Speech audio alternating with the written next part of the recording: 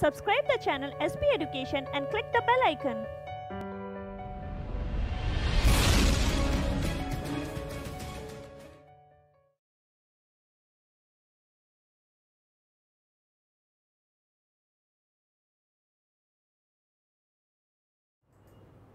Hello everyone, welcome to SP education और मैं हूं दिव्या।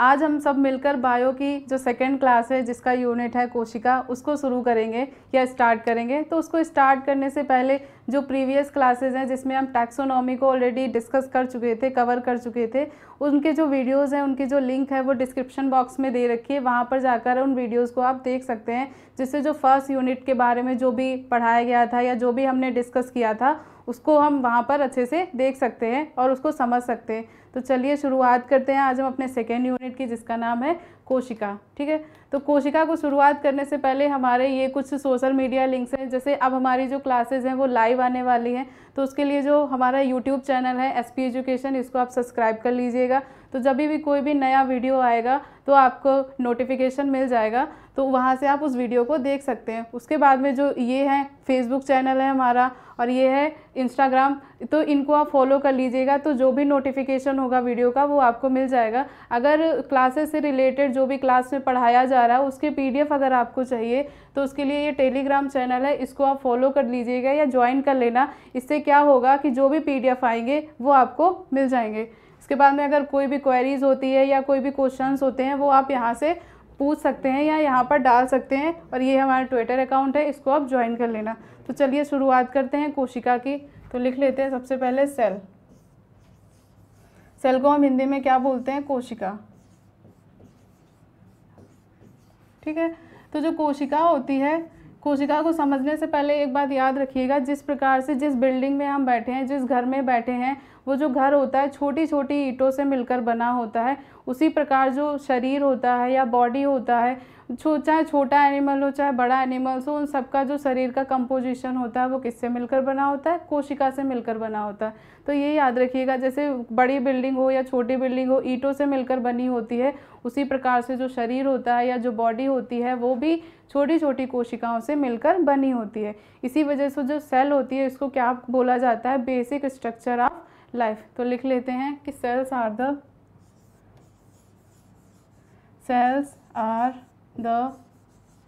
स्ट्रक्चरल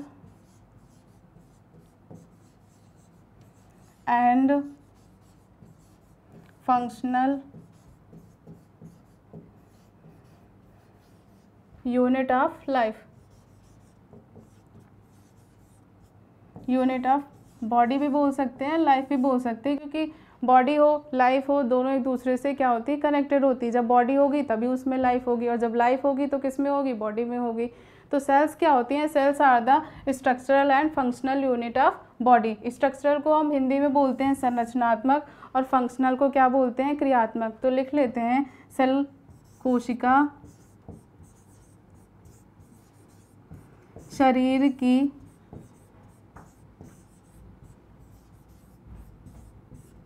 संरचनात्मक एवं क्रियात्मक इकाई होती है।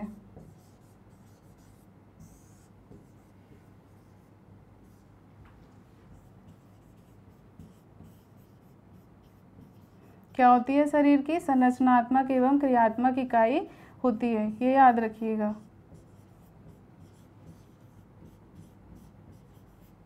ठीक है, तो जो सेल्स होती हैं, cells are the basic structural and functional unit of body, और इनको हिंदी में क्या बोलते हैं कि कोशिका जो होती है वो शरीर की संरचनात्मक एवं क्रियात्मक इकाई होती है। तो ये हमने पढ़ लिया कोशिका के बारे में। तो अब थोड़ी सी बात कर लेते हैं कि कोशिका की खोज किसने की थी। तो कोशिका की खोज की थी रॉबर्ट हुक ने। किसने की थी? Robert Hooke. तो लिख लेते हैं डिस्कवर्ड बाय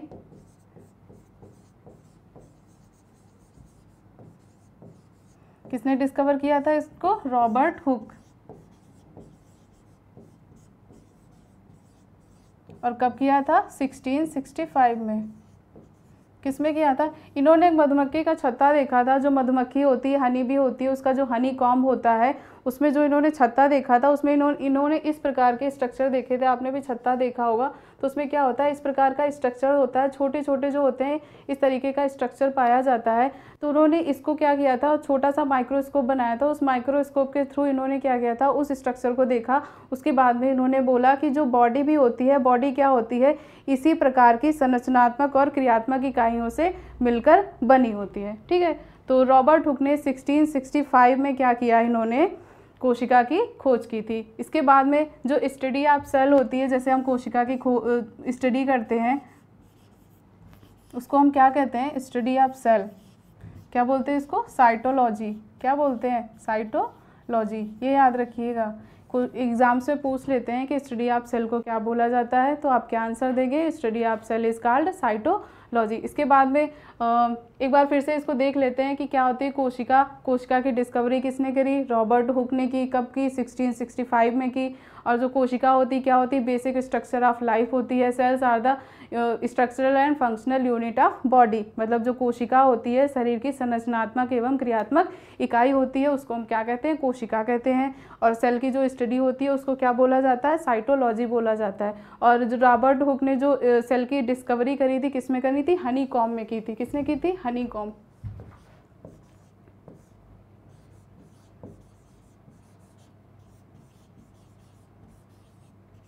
ठीक है, हनी कॉम्ब को क्या कहते हैं? मधुमक्खी का छत्ता कहते हैं, उसमें इन्होंने इसकी डिस्कवरी करी थी। तो अब हम बात कर लेते हैं थोड़ा सा सेल के बारे में, कि जो सेल होती है, जैसे बिगेस्ट सेल हो गई या स्मॉलेस्ट सेल हो गई। तो जो बिगेस्ट सेल होती है वो किसकी होती है? Egg of ostrich. एक बर्ड होता है, उसका नाम होता है ऑस्ट्रिच। ऑस्ट्रिच को हिंदी में हम बोलते हैं शुतुरमुर्ग। क्या बोलते हैं? शुतुरमुर्ग। जो अभी प्रीवियस जो टैक्सोनॉमी की क्लास हुई थी, उसमें जो एनिमल क्लासिफिकेशन की क्लास हुई थी, उसमें हमने एवीज में शुतुरमुर्ग को डिस्क्राइब किया था कि शुतुरमुर्ग क्या होता है, उसके कैरेक्टर्स क्या हैं। अगर वो वीडियो नहीं देखा हो तो लिंक डिस्क्रिप्शन में है, वहाँ पर जाकर देख सकते हैं। तो ये ऑस्ट्रिच होता है, इसका जो एग होता है ये क्या होता है? सबसे बड़ी सेल होती है। अर्थ में सबसे बड़ी सेल किसकी होती है? ऑस्ट्रिच के एग की होती है, याद रखिएगा। अब हम बात कर लेते हैं ह्यूमन की सेल के बारे में, कि ह्यूमन के जो सेल्स होते हैं उनमें कौन कौन से कैरेक्टर्स होते हैं। तो ह्यूमन में जो सबसे छोटी सेल होती है वो कौन सी होती है? Smallest cell. मतलब जो ह्यूमंस होते हैं इनमें जो सबसे छोटी सेल होती है वो हमारे सेरिबेलम में पाई जाती है। सेरिबेलम क्या होता है? जो ब्रेन होता है उसके 3 पार्ट होते हैं, मिड ब्रेन, हाइंड ब्रेन और फोर ब्रेन। ठीक है, तो जो सेरिबेलम होता है ये मिड ब्रेन का पार्ट होता है। तो मिड ब्रेन में एक सेल्स पाई जाती है जिन्हें हम ग्रैन्यूल सेल्स बोलते हैं। क्या बोलते हैं? Granule cells. Granule cells of cerebellum. ठीक है, तो ये याद रखिएगा कि ह्यूमन में जो सबसे छोटी कोशिका होती है वो कहाँ पाई जाती है? जो मिड ब्रेन होता है, जो मध्य मस्तिष्क होता है, उसका जो पार्ट होता है जिसे सेरिबेलम बोलते हैं, उसमें जो कोशिकाएं पाई जाती हैं उन कोशिकाओं का नाम क्या होता है? ग्रैन्यूल सेल्स होता है। उनका जो साइज होता है वो क्या होता है? सबसे छोटा होता है। जो सबसे बड़ी कोशिका होती है, बिगेस्ट सेल होती है,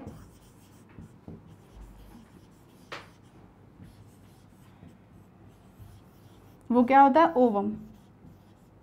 ये भी ह्यूमन में ही होता है। ओवम को हिंदी में क्या बोलते हैं? अंडाणु बोलते हैं। तो जो ह्यूमन बॉडी में सबसे बड़ी सेल होती है उसको क्या बोला जाता है? ओवम बोला जाता है। ठीक है, तो सबसे छोटी सेल क्या हो गई? ग्रैन्यूल सेल्स ऑफ सेरिबेलम, मतलब जो मस्तिष्क होता है उसका जो मिडिल पार्ट होता है जिसको सेरिबेलम बोलते हैं उसमें पाई जाती है। उसके बाद में जो बिगेस्ट सेल है उसको हम बोलते हैं ओवम। ओवम में सबसे बड़ी सेल पाई जाती है। और लॉन्गेस्ट सेल, एक लॉन्गेस्ट सेल भी होती है बॉडी में। कौन सी होती है? Longest cell. ये क्या होते हैं? न्यूरॉन्स। ये याद रखिएगा, न्यूरॉन्स। इन्हें हम क्या कहते हैं हिंदी में? तंत्रिका कोशिका।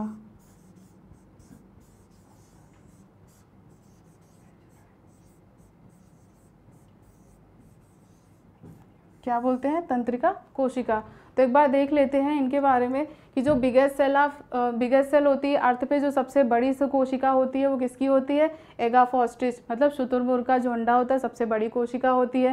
ह्यूमन की बात कर लेते हैं, तो ह्यूमन में जो स्मॉलेस्ट सेल होती है वो क्या होती है, granule cell of cerebellum. Cerebellum की जो ग्रेन्यूल सेल होती है वो सबसे छोटी कोशिका होती है। बिगेस्ट सेल कौन सी होती है, ओवम होती है, जिसे अंडाणु बोलते हैं। और उसके बाद में जो लॉन्गेस्ट सेल होती है ह्यूमन बॉडी में वो कौन सी होती है, न्यूरॉन्स, जिन्हें हम क्या बोलते हैं, तंत्रिका कोशिका बोलते हैं। जो न्यूरॉन्स होते हैं इनका खास कैरेक्टर ये होता है कि इनमें जो पावर ऑफ डिवीज़न होती है वो बिल्कुल नहीं पाई जाती है, मतलब ये अपनी संख्या को नहीं बढ़ाते हैं। मतलब बर्थ के टाइम जितनी न्यूरॉन सेल होती हैं, अडल्ट के बाद में जब मतलब ओल्ड एज भी आती है तो भी न्यूरॉन्स की संख्या उतनी ही रहती है। इसी वजह से जो बॉडी का सबसे कॉम्प्लेक्स सिस्टम होता है उसको हम क्या कहते हैं, नर्वस सिस्टम कहते हैं। ठीक है, तो अब हम बात कर लेते हैं कैसे, ये हो गई हमारी। अब सेल की बात कर लेते हैं। सेल जो होती है वो दो प्रकार की होती हैं। कौन कौन से, सबसे पहला जो हो गया, सेल्स कितने प्रकार की होती है, दो प्रकार की होती है। तो पहला हो गया प्रेजेंस ऑफ न्यूक्लियस। तो न्यूक्लियस की प्रेजेंस के अकॉर्डिंग जो सेल्स होती हैं वो दो प्रकार की होती है। एक होती है यूकैरियोटिक सेल, दूसरी होती हैं प्रोकैरियोटिक सेल। तो इनको लिख लेते हैं। पहली कौन सी होती है, यूकैरियोटिक सेल।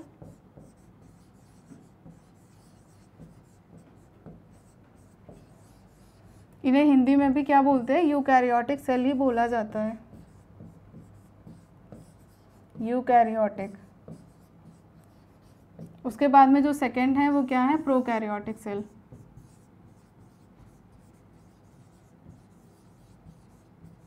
प्रोकैरियोटिक सेल को हिंदी में भी क्या बोलते हैं, प्रोकैरियोटिक सेल ही बोला जाता है।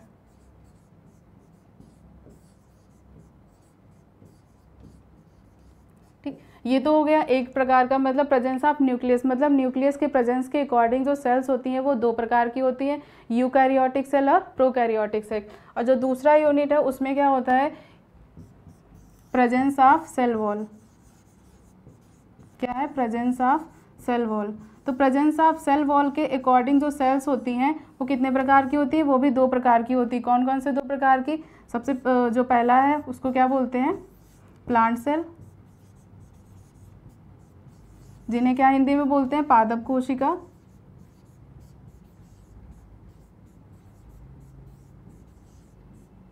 और दूसरी होती है एनिमल सेल।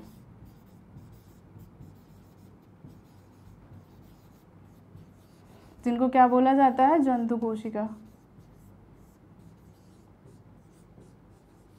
ठीक है, तो जो कोशिकाएं होती हैं वो दो प्रकार की होती हैं। पहला क्या है, प्रेजेंस ऑफ न्यूक्लियस, मतलब केंद्रक के प्रेजेंस के अकॉर्डिंग जो सेल्स होती हैं वो दो प्रकार की होती हैं, यूकैरियोटिक और प्रोकैरियोटिक। और प्रेजेंस ऑफ सेल वॉल के अकॉर्डिंग जो सेल्स होती हैं वो भी दो प्रकार की होती हैं, मतलब पादप कोशिका और जंतु कोशिका, जिन्हें क्या कहते हैं हम, प्लांट सेल और एनिमल सेल। तो चलिए अब स्टार्ट करते हैं हम न्यूक्लियस के प्रेजेंस के अकॉर्डिंग जो सेल्स होती हैं उनकी हम शुरुआत करते हैं। तो अब हम इससे आगे पीडीएफ से पढ़ लेते हैं। तो पीडीएफ में क्या है, ये प्रोकैरियोटिक सेल और यूकैरियोटिक सेल। तो चलिए शुरुआत करते हैं। प्रो का मतलब होता है पुराना। क्या होता है मतलब इसका, पुराना। पुराना का मतलब एंशिएंट, मतलब प्राचीन। ऐसी कोशिकाएं जो प्राचीन हैं, काफ़ी पुरानी हैं, जिनसे लाइफ की ओरिजिन हुई है, उन कोशिकाओं को क्या कहा जाता है, प्रोकैरियोटिक कोशिका कहा जाता है। और ये जो प्रोकैरियोटिक कोशिकाएं होती हैं इनको हिंदी में भी प्रोकैरियोटिक ही बोलते हैं। लेकिन जैसे पहले ही बताया था कि जो लाइफ की ओरिजिन हुई है वो कहाँ से हुई है, पानी से हुई है। तो इनकी ओरिजिन भी कहाँ से हुई, पानी से हुई। और ये जब ओरिजिनेट हुई तो इनमें केवल और केवल न्यूक्लिक एसिड पाया गया और थोड़ा बहुत प्लाज्मा की क्वांटिटी थी, उसके अलावा इनमें कुछ नहीं था। इसी वजह से इनको क्या कहा जाता है, प्रोकैरियोटिक कोशिकाएं कहा जाता है। और जो यूकैरियोटिक कोशिकाएं होती हैं ये पूरी तरीके से कंप्लीट कोशिकाएं होती हैं। ठीक है, तो प्रोकैरियोटिक जो कोशिकाएं होती हैं इनमें केंद्रक नहीं पाया जाता है, और जो यूकैरियोटिक कोशिकाएं होती हैं इनमें केंद्रक पाया जाता है।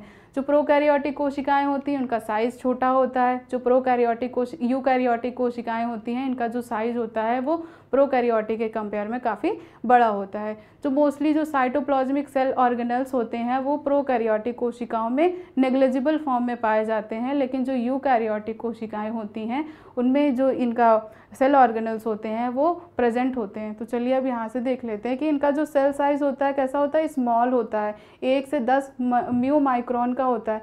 म्यू का मतलब होता है ये एक फिजिकल यूनिट होती है, फिजिक्स में पढ़ाई जाती है। तो म्यू इज इक्वल टू 10⁻⁻⁶ इतनी वैल्यू होती है म्यू की, ठीक है। तो इसका जो सेल साइज़ होता है वो लगभग 1 से 10 म्यू माइक्रोन का होता है, और इनका जो साइज़ होता है वो क्या होता है, जनरली लार्ज होता है, 5 से 100 म्यू माइक्रोन का, मतलब माइक्रोन का इनका जो साइज़ होता है वो होता है। मतलब होती दोनों नेग्लिजिबल हैं, दोनों ही माइक्रोस्कोपिक होती हैं, लेकिन साइज़ में काफ़ी ज़्यादा इनमें डिफरेंसेस पाए जाते हैं। जो दूसरा है इनमें न्यूक्लियर रीजन, न्यूक्लियाइड, मतलब ये होता है कि इनमें जो, जैसे मान लीजिए ये न्यूक्लियस है, इनमें ये न्यूक्लियस है, तो इनमें न्यूक्लियर वॉल पाई जाती है लेकिन काफ़ी रिजिड होती है, मतलब बीच से कटी फटी हुई पाई जाती है, जिसे हम क्या कहते हैं, न्यूक्लियोइड कहते हैं। लेकिन इनमें जो न्यूक्लियस होता है वो पूरा प्रेजेंस होता है, और न्यूक्लियस के ऊपर इनमें न्यूक्लियर मेम्ब्रेन भी पाई जाती है। तो वही यहाँ पर बताया गया कि जो इनका न्यूक्लियर रीजन होता है उसको न्यूक्लियाइड कहते हैं, और ये न्यूक्लियर मेम्ब्रेन से सराउंडेड नहीं होती है। मतलब इनकी न्यूक्लियर मेम्ब्रेन होती है लेकिन कैसी होती है, बहुत टूटी फूटी होती है, बहुत रिजिड फॉर्म में पाई जाती है, लगभग निग्लिजिबल ही मान लीजिए आप, ऐसी होती है। और इनमें जो न्यूक्लियर होती है वो न्यूक्लियर मेम्ब्रेन भी पाई जाती है, और इनमें न्यूक्लियस भी पाया जाता है। न्यूक्लियर मेम्ब्रेन को हिंदी में हम केंद्रक झिल्ली कहते हैं। केंद्रक, न्यूक्लियस को क्या कहते हैं, हम केंद्रक कहते हैं। ये न्यूक्लियर मेम्ब्रेन, इसको क्या बोलते हैं हम, केंद्रक झिल्ली, ये याद रखिएगा, क्या बोलते हैं, केंद्रक झिल्ली, ठीक है। तो क्या हुआ कि जो प्रोकैरियोटिक कोशिकाएं होती हैं इनमें केंद्रक झिल्ली नहीं पाई जाती है, और जो यूकैरियोटिक कोशिकाएं होती हैं इनमें केंद्रक झिल्ली पाई जाती है। नेक्स्ट क्या है, इनमें सिंगल क्रोमोसोम। क्रोमोसोम का मतलब होता है गुणसूत्र। क्या होता है क्रोमोसोम का मतलब, गुणसूत्र, ठीक है। तो जो गुणसूत्र होते हैं, जैसे आप लोगों ने जो न्यूक्लिक एसिड होते हैं, डीएनए आरएनए पढ़े होंगे, तो जो क्रोमोसोम्स होते हैं ये किन से मिलकर बने होते हैं, ये डीएनए से मिलकर बने होते हैं, ठीक है। जैसे मान लीजिए ये डीएनए का स्ट्रक्चर इस तरीके, क्रोमोसोम का स्ट्रक्चर इस तरीके से होता है, ये डीएनए का स्ट्रक्चर भी है। तो जो बहुत सारे डीएनए क्या होते हैं, आपस में मिल जाते हैं, मिक्स हो जाते हैं, कोलाइड फॉर्म में बन जाते हैं, तो उसको क्या कहा जाता है, क्रोमोसोम्स, ये गुणसूत्र होते हैं, ठीक है। तो इनमें केवल एक ही, ओनली अ सिंगल क्रोमोसोम, इनमें केवल एक ही गुणसूत्र पाया जाता है, और इनमें क्या होते हैं, more than 1 chromosome is present, इनमें क्या होता है, एक से अधिक गुणसूत्रों की संख्या पाई जाती है।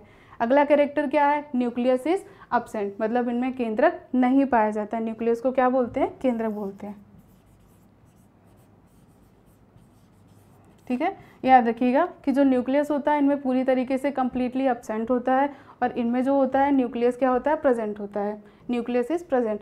इनमें जो मेम्ब्रेन होती है, मेम्ब्रेन सेल ऑर्गेनल्स, मतलब जो साइटोप्लाज्मिक ऑर्गन्स, जैसे मान लीजिए ये कोशिका है, एक कोशिका बना लेते हैं, इसके अंदर ये छोटी छोटी ये मेम्ब्रेन पाई गई, इसके अंदर जो ऑर्गेनल्स होते हैं जैसे माइटोकॉन्ड्रिया हो गया, राइबोसोम हो गए, लिपिड हो गए, इन्हें साइटोप्लाज्मिक ऑर्गन्स बोलते हैं, जो सेल के अंदर पाए जाते हैं, वो इन यूकैरियोटिक सेल्स में नहीं पाए जाते हैं। तो वही यहाँ पर बता रहा है कि जो मेम्ब्रेन्स होते हैं, मेम्ब्रेन बाउंड जो ऑर्गेनल्स होते हैं वो क्या होते हैं, एब्सेंट होते हैं। इसी प्रकार के जैसे ये है, ये क्या होती है, कोशिका कला होती है, कोशिका भित्ति होती है, इसमें जो ये ऑर्गन्स पाए जाते हैं ये मेम्ब्रेन के चारों तरफ ही पाए जाते हैं।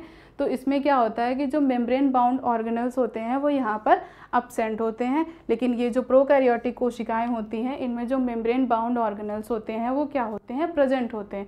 माइटोकॉन्ड्रिया, गाल्जी बॉडी, लिपिड्स जितने भी होते हैं सबके सब यहाँ पर प्रेजेंट होते हैं। इसके बाद में जो सेल डिवीज़न होता है, सेल डिवीज़न एक टर्म होता है, सेल डिवीज़न। सेल डिवीज़न हम ऐसे डिफाइन कर सकते हैं, जैसे मान लीजिए पेड़ होता है वो लंबाई में बढ़ता चला जाता है, लेकिन ह्यूमन बॉडी जो होती है एक मतलब एज तक आते तक ही उसकी हाइट बढ़ती है, उसके बाद में उसकी हाइट बढ़ना बंद हो जाती है। ऐसा क्यों होता है, ऐसा देखिए इसलिए होता है कि जो प्लांट सेल्स होती हैं उनकी जो लंबाई होती है वो इंक्रीज होती रहती है, मतलब उनकी लंबाई बढ़ती रहती है, उनमें पावर ऑफ डिवीज़न होता है। और जो ह्यूमंस होते हैं उनमें जो सेल्स होती है उनमें जो पावर ऑफ डिवीज़न की जो पावर होती है बहुत ज़्यादा पाई जाती है।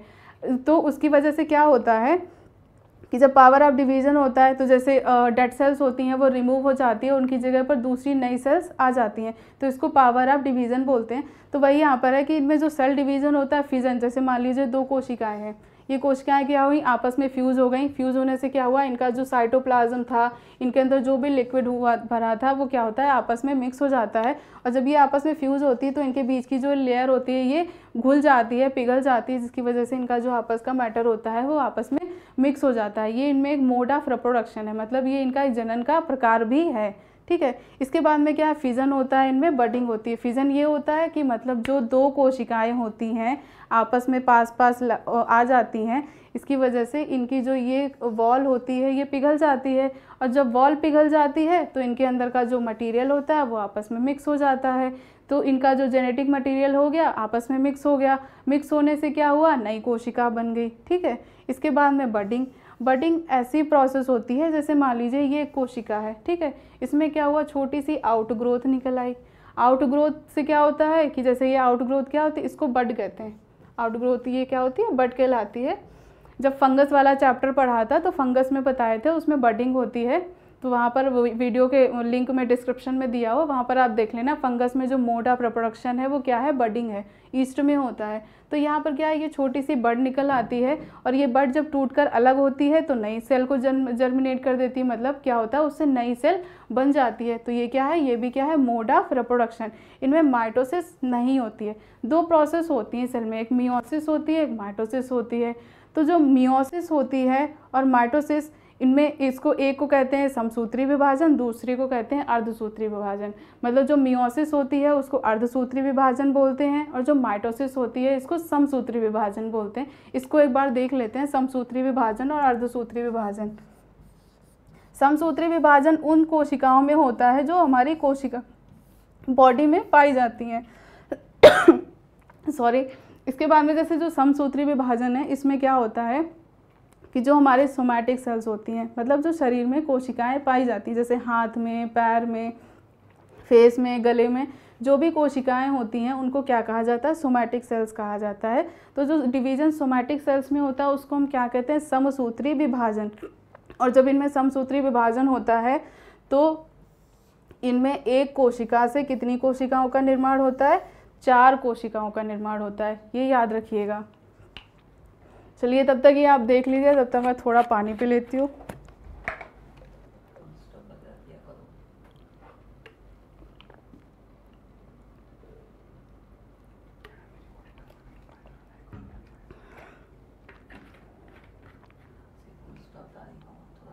ठीक है, तो हम कहाँ पर थे, समसूत्री विभाजन पर थे। तो जो समसूत्री विभाजन होता है, जो शरीर की कोशिकाएं होती हैं, जैसे हाथ हो गया, पैर हो गया, फेस हो गया, इनमें जो कोशिकाएं पाई जाती हैं उनको क्या कहा जाता है, सोमैटिक कोशिकाएं। और दूसरी होती हैं जर्म कोशिकाएं, जिन्हें हम जनन कोशिकाएं भी कहते हैं। ठीक है, तो जो सोमैटिक कोशिकाओं में जो जनन होता है, जो डिवीज़न होता है, उसको क्या बोला जाता है, समसूत्री विभाजन। ठीक है, समसूत्री विभाजन में एक कोशिका से 4 कोशिकाओं का निर्माण होता है। उसके बाद में जो दूसरा है उसको क्या बोलते हैं, अर्धसूत्री विभाजन। क्या बोलते हैं, अर्धसूत्री विभाजन।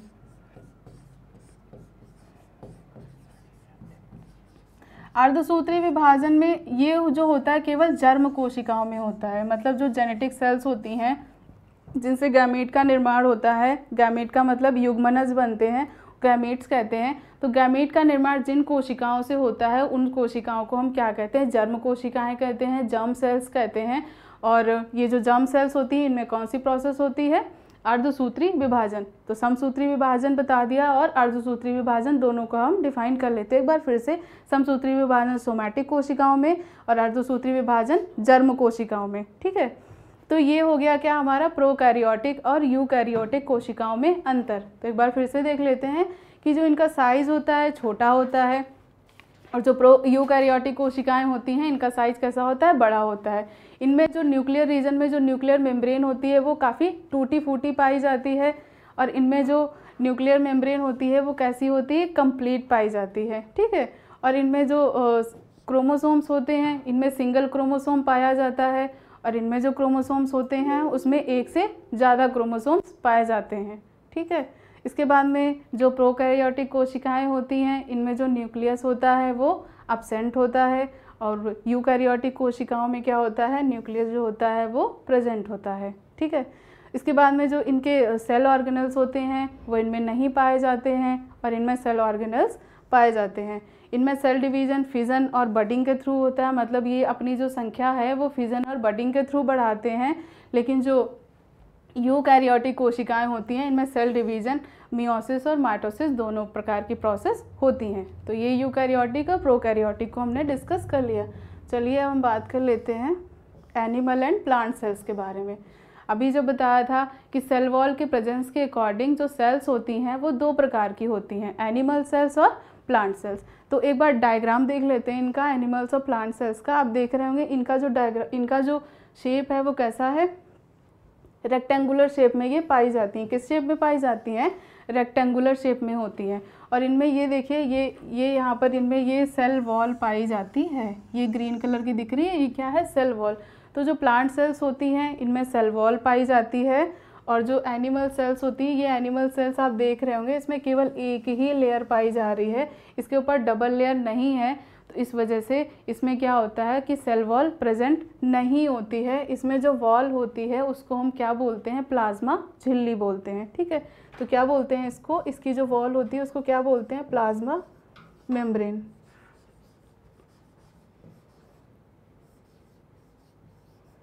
क्या बोलते हैं इसको, प्लाज्मा मेम्ब्रेन। हिंदी में क्या बोलते हैं, प्लाज्मा झिल्ली बोलते हैं।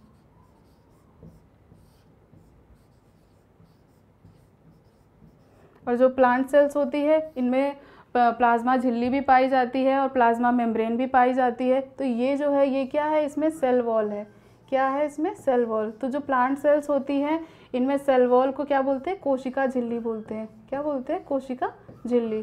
तो जो प्लांट सेल्स होती है इनमें कोशिका झिल्ली पाई जाती है, और जो एनिमल सेल्स होती है इनमें कोशिका झिल्ली नहीं पाई जाती है। तो इसी के प्रेजेंस के अकॉर्डिंग जो सेल्स होती हैं वो कितने प्रकार की होती हैं, दो प्रकार की। कौन कौन सी, ये प्लांट सेल्स जिनमें सेल वॉल पाई जाती है, और एनिमल सेल्स जिनमें सेल वॉल नहीं पाई जाती है। इसमें प्लाज्मा मेम्ब्रेन पाई जाती है, जो अंदर की मेम्ब्रेन होती है इसको क्या बोलते हैं, प्लाज्मा मेम्ब्रेन। ठीक है, तो प्लाज्मा मेम्ब्रेन इसमें भी पाई जाती है और एनिमल सेल्स में भी पाई जाती है। अब इनके बात कर लेते हैं, इनका जो शेप होता है कैसा होता है, रेक्टेंगुलर होता है, मतलब ये कैसी होती है, आयताकार होती हैं। ठीक है, तो जो प्लांट सेल्स होती हैं किस शेप में होती हैं, आयताकार होती हैं, और ये कैसी होती है, ये राउंड शेप में पाई जाती हैं। इनमें सेल वॉल क्या होता है, प्रेजेंट होता है, मतलब इनमें जो कोशिका भित्ति होती है वो पाई जाती है। लेकिन जो एनिमल सेल्स होती हैं इनमें सेल वॉल अब्सेंट होती है। ठीक है, इनमें अब जो सेल वॉल होती है वो नहीं पाई जाती। इनका एक मेन कैरेक्टर है कि इनकी जो सेल वॉल होती है वो किसकी बनी होती है, सेलुलोज की बनी होती है। किसकी बनी होती है, सेलुलोज। सेलुलोज क्या होता है, एक पॉलीसेकेराइड होता है, ये ऑलरेडी बता चुकी हूँ प्रीवियस क्लासेस में।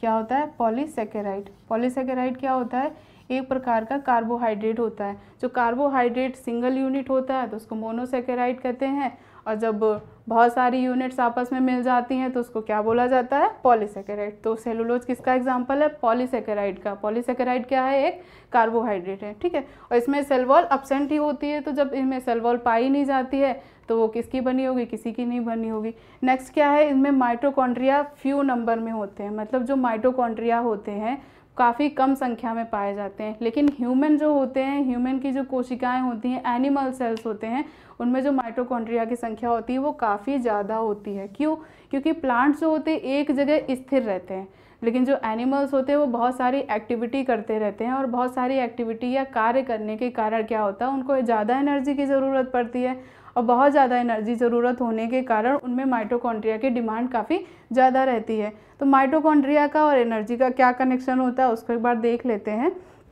जो माइटोकॉन्ड्रिया होता है, मान लीजिए ये माइटोकॉन्ड्रिया है, इसमें क्या होता है कि जैसे ग्लूकोज प्रेजेंट होता है। क्या होता है, इसमें ग्लूकोज होता है, और जब इसको ऑक्सीजन मिलती है तो क्या होता है, ग्लूकोज का ऑक्सीडेशन होता है, और जब ग्लूकोज का ऑक्सीडेशन होगा तो वहाँ से एनर्जी रिलीज़ होती है, और उस एनर्जी का यूज़ क्या होते हैं, हम अपने कार्यों को करने में करते हैं। तो इसी वजह से जो ह्यूमंस होते हैं या एनिमल्स होते हैं इनमें नंबर ऑफ माइटोकॉन्ड्रिया बहुत ज़्यादा होते हैं, और प्लांट सेल में क्या होता है, नंबर ऑफ माइटोकॉन्ड्रिया बहुत कम होते हैं। मतलब माइटोकॉन्ड्रिया की संख्या प्लांट कोशिकाओं में कम होती है और जो जंतु कोशिकाएं होती हैं उनमें ज़्यादा होती है। ठीक है, अगला नेक्स्ट क्या है, अगला कैरेक्टर क्या है कि प्लास्टिड। प्लास्टिड को हम हिंदी में क्या कहते हैं, लवक कहते हैं। क्या कहते हैं, लवक।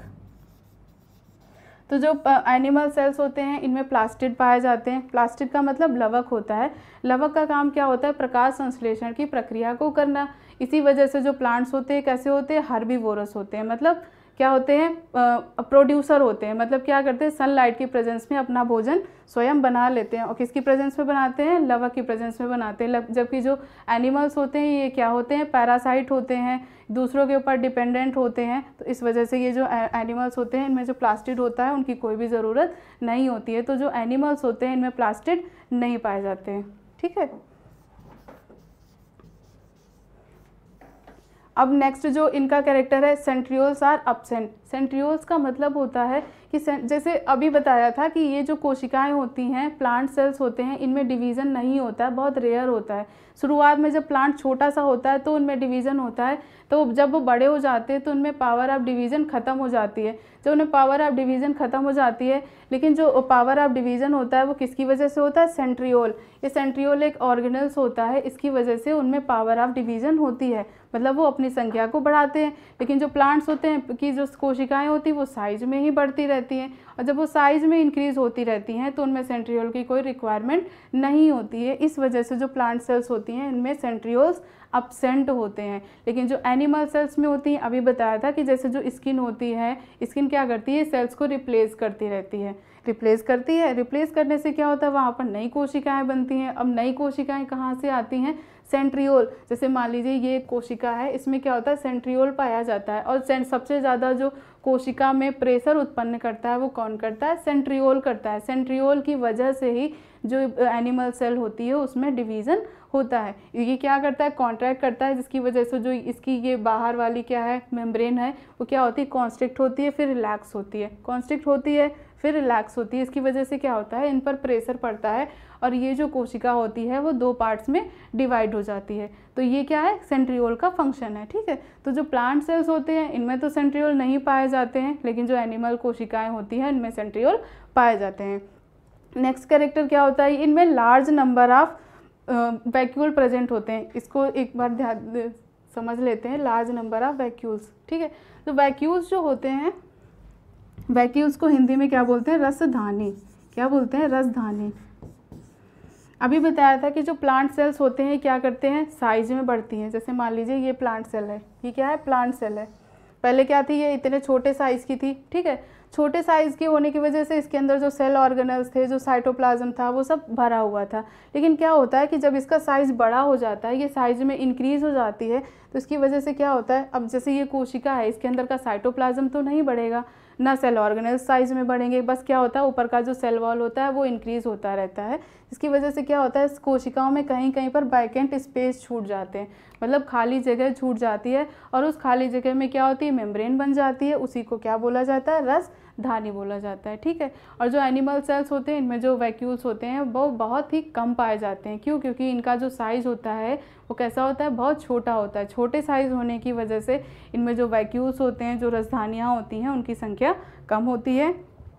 और जो प्लांट सेल्स होते हैं इनमें क्या होती है, वैक्यूल्स की संख्या ज़्यादा होती है, क्योंकि ये साइज में बढ़ जाते हैं। ठीक है। तो ये हो गया एनिमल सेल्स और प्लांट सेल्स। आई होप ये समझ में आ गया होगा।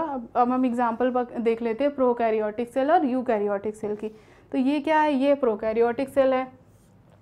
ये क्या है, प्रोकैरियोटिक सेल, एंशिएंट सेल। जैसे जो प्रोकैरियोटिक के एग्जाम्पल हैं, क्या क्या एग्जाम्पल हैं, जैसे बैक्टीरिया हो गया, क्या हो गया, बैक्टीरिया, ब्लू ग्रीन एल्गी,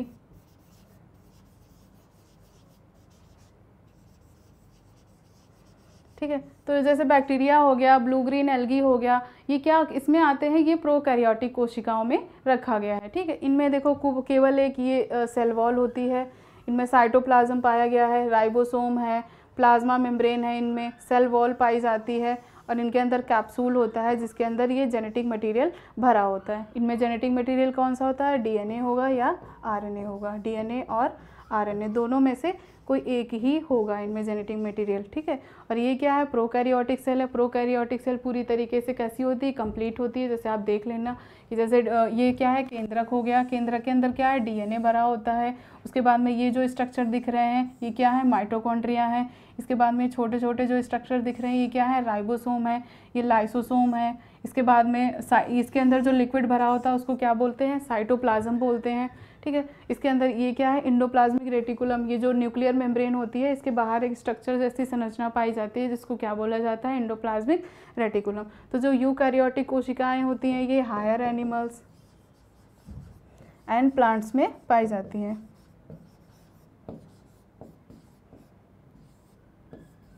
ठीक है। तो ये याद रखिएगा, ये क्या है, ये हमारी क्या है, प्रोकैरियोटिक कोशिका, और ये क्या है, यूकैरियोटिक कोशिका। यूकैरियोटिक कोशिकाएं कंप्लीट होती हैं और जो प्रोकैरियोटिक कोशिकाएं होती हैं ये कैसी होती हैं, इनकम्प्लीट होती हैं। चलिए हम बात कर लेते हैं सेल ऑर्गेनेल्स को लेकर। तो सेल ऑर्गेनेल्स को शुरुआत करने से पहले बात कर लेते हैं, हाँ। तो सेल ऑर्गेनेल्स जो साइटोप्लाज्मिक सेल ऑर्गेनेल्स होते हैं, साइटोप्लाज्म होता है, जो सेल का साइटोप्लाज्म होता है उनमें कौन कौन सी पाई जाती हैं, साइटोप्लाज्म।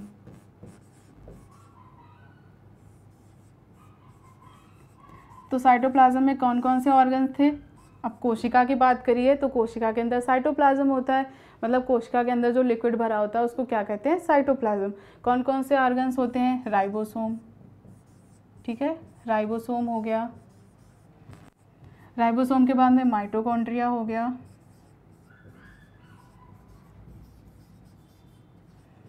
माइटोकॉन्ड्रिया के बाद में लाइसोसोम हो गया, ठीक है।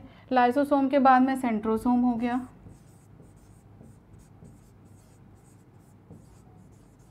सेंट्रोसोम के बाद में लिपिड हो गए, लिपिड के बाद में क्या हो गया, गाल्जी बॉडी हो गया। क्या हो गया, गाल्जी बॉडी। और सबसे लास्ट में क्या होता है, न्यूक्लियस। क्या होता है, न्यूक्लियस। न्यूक्लियस को क्या कहते हैं हम हिंदी में, केंद्रक कहते हैं, ठीक है। तो जितने भी सेल ऑर्गेनेल्स हैं, कौन कौन से सेल और साइटोप्लाज्म में हम कौन कौन से सेल ऑर्गेनेल्स को पढ़ेंगे, राइबोसोम्स को पढ़ेंगे, mitochondria, lysosome, centrosome, lipids, गाल्जी body और न्यूक्लियस। इतने जो सेल ऑर्गेनेल्स होते हैं, कोशिकीय अंगक होते हैं, कोशिका के अंदर जो अंगक पाए जाते हैं उनको क्या कहा जाता है, सेल ऑर्गेनेल्स कहा जाता है। अब हम उनके बारे में उनको डिस्कस कर लेते हैं। तो जो सबसे पहला है उसको क्या बोलते हैं, राइबोसोम्स। तो बॉडी में जो राइबोसोम्स होते हैं इनका काम क्या होता है, ये प्रोटीन को सिंथेसाइज करते हैं। हमारी बॉडी में जितना भी प्रोटीन बनता है, जितना भी बॉडी प्रोड्यूस करती है प्रोटीन को, वो कहाँ बनता है, राइबोसोम्स में बनता है। जो कोशिकाएं होती हैं उनमें जो एंडोप्लाज्मिक रेटिकुलम होता है उसके ऊपर ये राइबोसोम्स पाए जाते हैं। तो राइबोसोम का स्ट्रक्चर इस तरीके का होता है, किस तरीके का होता है, इस तरीके का होता है। तो राइबोसोम्स जो होते हैं कैसे होते हैं, माइन्यूट पार्टिकल्स होते हैं, बहुत छोटे छोटे पार्टिकल्स होते हैं। और ये याद रखिएगा कि इनमें जो प्रोटीन का सिंथेसिस होता है वो किसके थ्रू होता है, आरएनए के थ्रू होता है। किसके थ्रू होता है, आरएनए। आरएनए क्या होता है, आरएनए एक जेनेटिक मटेरियल होता है, मतलब जेनेटिक मटेरियल का मतलब होता है ये कैरेक्टर्स को एक पीढ़ी से दूसरी पीढ़ी में लेकर जाता है।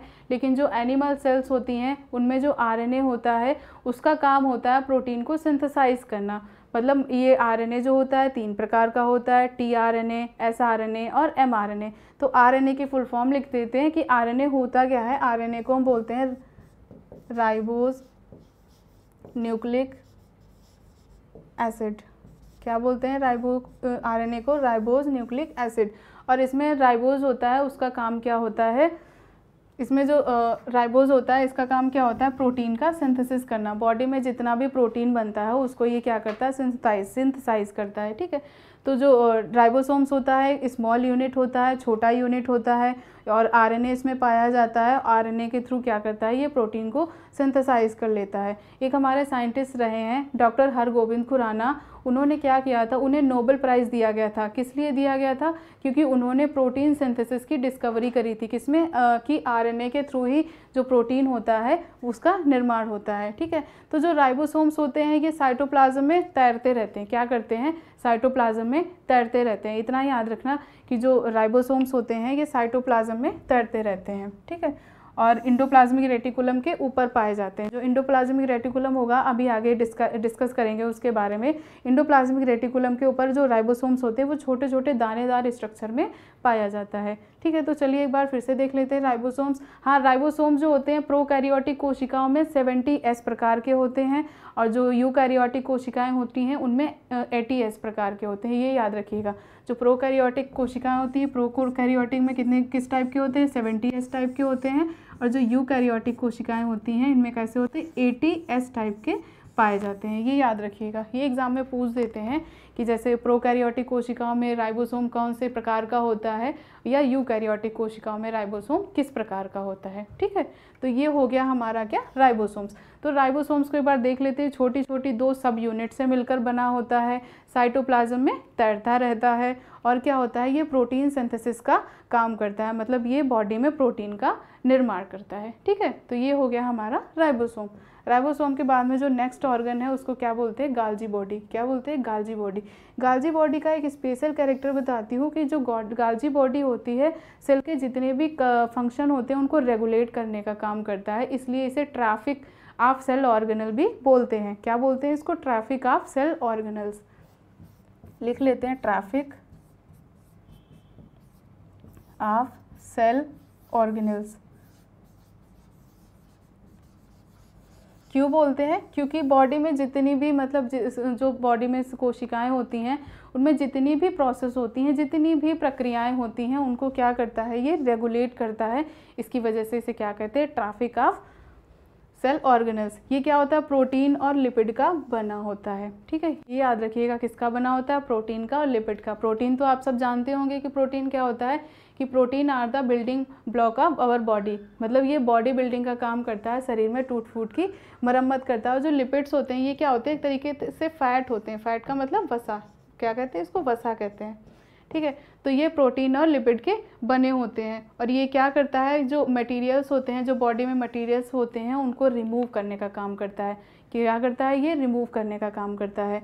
और ये क्या करता है, म्यूकस सिक्रीट करता है। म्यूकस क्या होता है, म्यूकस एक ऐसा सब्सटेंस होता है जो पूरी बॉडी में पाया जाता है और जितने भी हमारे ऑर्गन्स हैं, जैसे हार्ट हो गया, लिवर हो गया, किडनी हो गया या नॉस्ट्रिल्स हो गया, जितने भी ऑर्गन्स होते हैं उनको ये क्या करता है, मॉइस्ट करता है, मतलब नमी प्रदान करता है। ठीक है, तो ये क्या करता है, म्यूकस सिक्रीट करने का काम भी करता है। कौन करता है, गाल्जी बॉडी क्या करता है, ये म्यूकस सिक्रीट करता है, म्यूकस स्रावित करता है,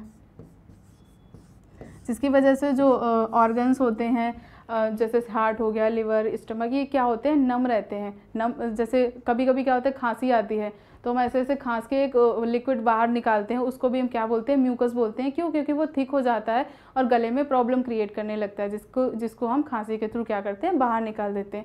वो भी क्या होता है, एक तरीके का म्यूकस ही होता है। ठीक है, और ये क्या करते हैं, जो भी प्रोडक्ट बनता है, मतलब जितने भी सेल में प्रोडक्ट बनते हैं उनको क्या करता है, ये ट्रांसपोर्ट करने का काम भी करता है। तो एक तरीके से समझ लेते हैं कि बॉडी में जितने भी फंक्शंस होते हैं, सेल में जितने भी प्रोसेस होती हैं उनको क्या करता है, ये गाल्जी बॉडी रेगुलेट करने का कार्य करता है। और गाल्जी बॉडी की खोज की थी कैमियो गोल्जी ने। किसने की थी, डिस्कवर्ड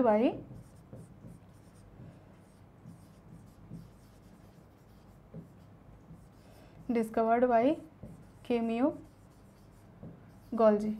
ये याद रखिएगा, इनकी खोज किसने की थी, कैमियो गोल्जी ने की थी। इसी वजह से इसका नाम क्या है, गाल्जी बॉडी। इसे हिंदी में क्या कहते हैं, गाल्जी काय कहते हैं। क्या कहते हैं हिंदी में, गाल्जी काय। ठीक है, इसको क्या कहते हैं, किचन भी कहते हैं। क्यों कहते हैं, क्योंकि बॉडी की जितनी भी प्रोसेस होती है उनको ये रेगुलेट कर देता है। तो आई होप गाल्जी बॉडी आपको समझ में आ गया होगा। तो चलते हैं हम अपने नेक्स्ट ऑर्गेनल्स पे, उसका नाम क्या है, वैक्यूल्स। वैक्यूल्स अभी बताई थी कि जो वैक्यूल्स होती हैं, जो प्लांट सेल्स होती हैं उनमें काफ़ी ज़्यादा मात्रा में पाई जाती हैं। एक बार डायग्राम से समझ लेते हैं। मान लीजिए ये एक प्लांट सेल है बड़ी सी, पहले मान लीजिए छोटी सी थी, जैसे प्लांट था छोटा सा था, तो जब छोटा सा था तो उसके अंदर कोशिकाएं भी छोटी छोटी सी थी इस तरीके की।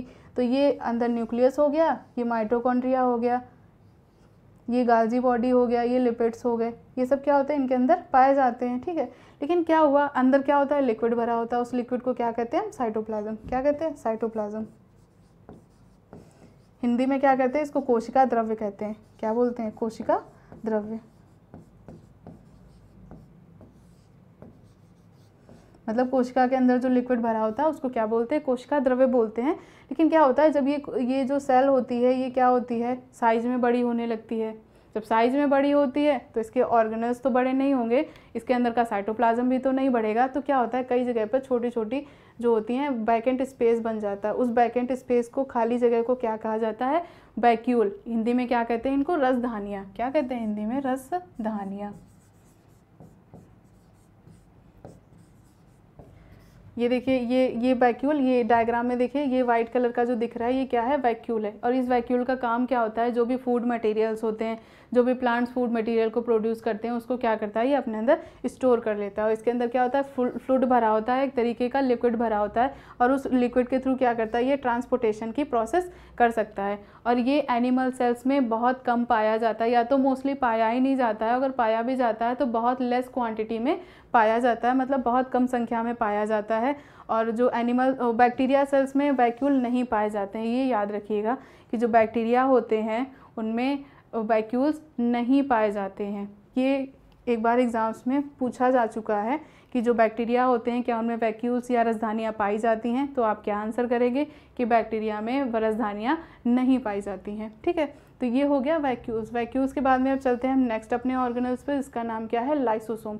लाइसोसोम काफ़ी इंपॉर्टेंट भी है और काफ़ी इंटरेस्टिंग भी है।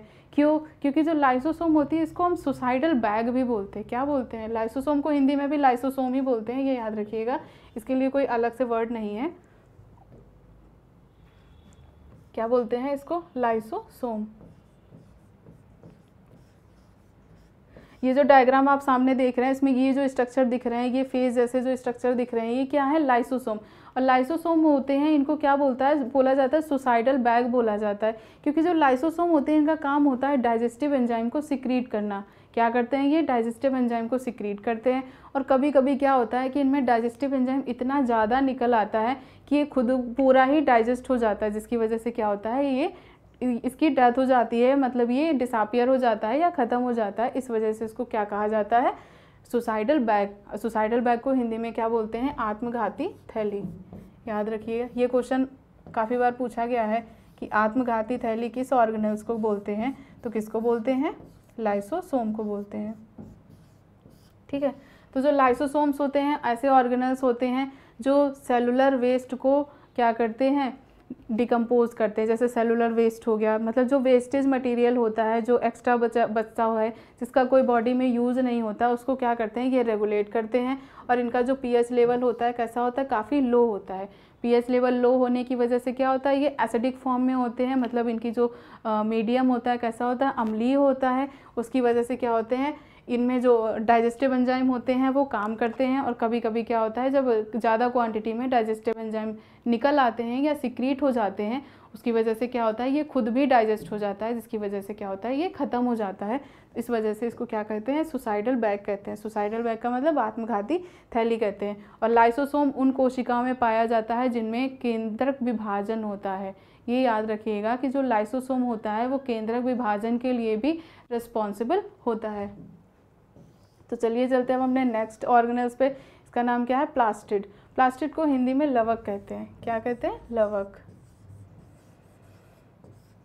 और ये जो प्लास्टिड होते हैं ये प्लांट सेल में पाए जाते हैं, एनिमल सेल में नहीं पाए जाते हैं, याद रखिएगा। और जो प्लास्टिड होते हैं कहाँ होते हैं, प्लांट्स में होते हैं। इनका फंक्शंस क्या होता है, ये पिगमेंट को स्टोर करते हैं। पिगमेंट का मतलब रंगा पदार्थ, जो बॉडी को रंग प्रदान करते हैं उनको हम क्या कहते हैं, पिगमेंट कहते हैं। ठीक है, तो जैसे ह्यूमन में कौन पिगमेंट देता है, मिलेनिन। मिलेनिन की वजह से हमारी जो स्किन का कलर होता है वो डार्क होता है या लाइट होता है।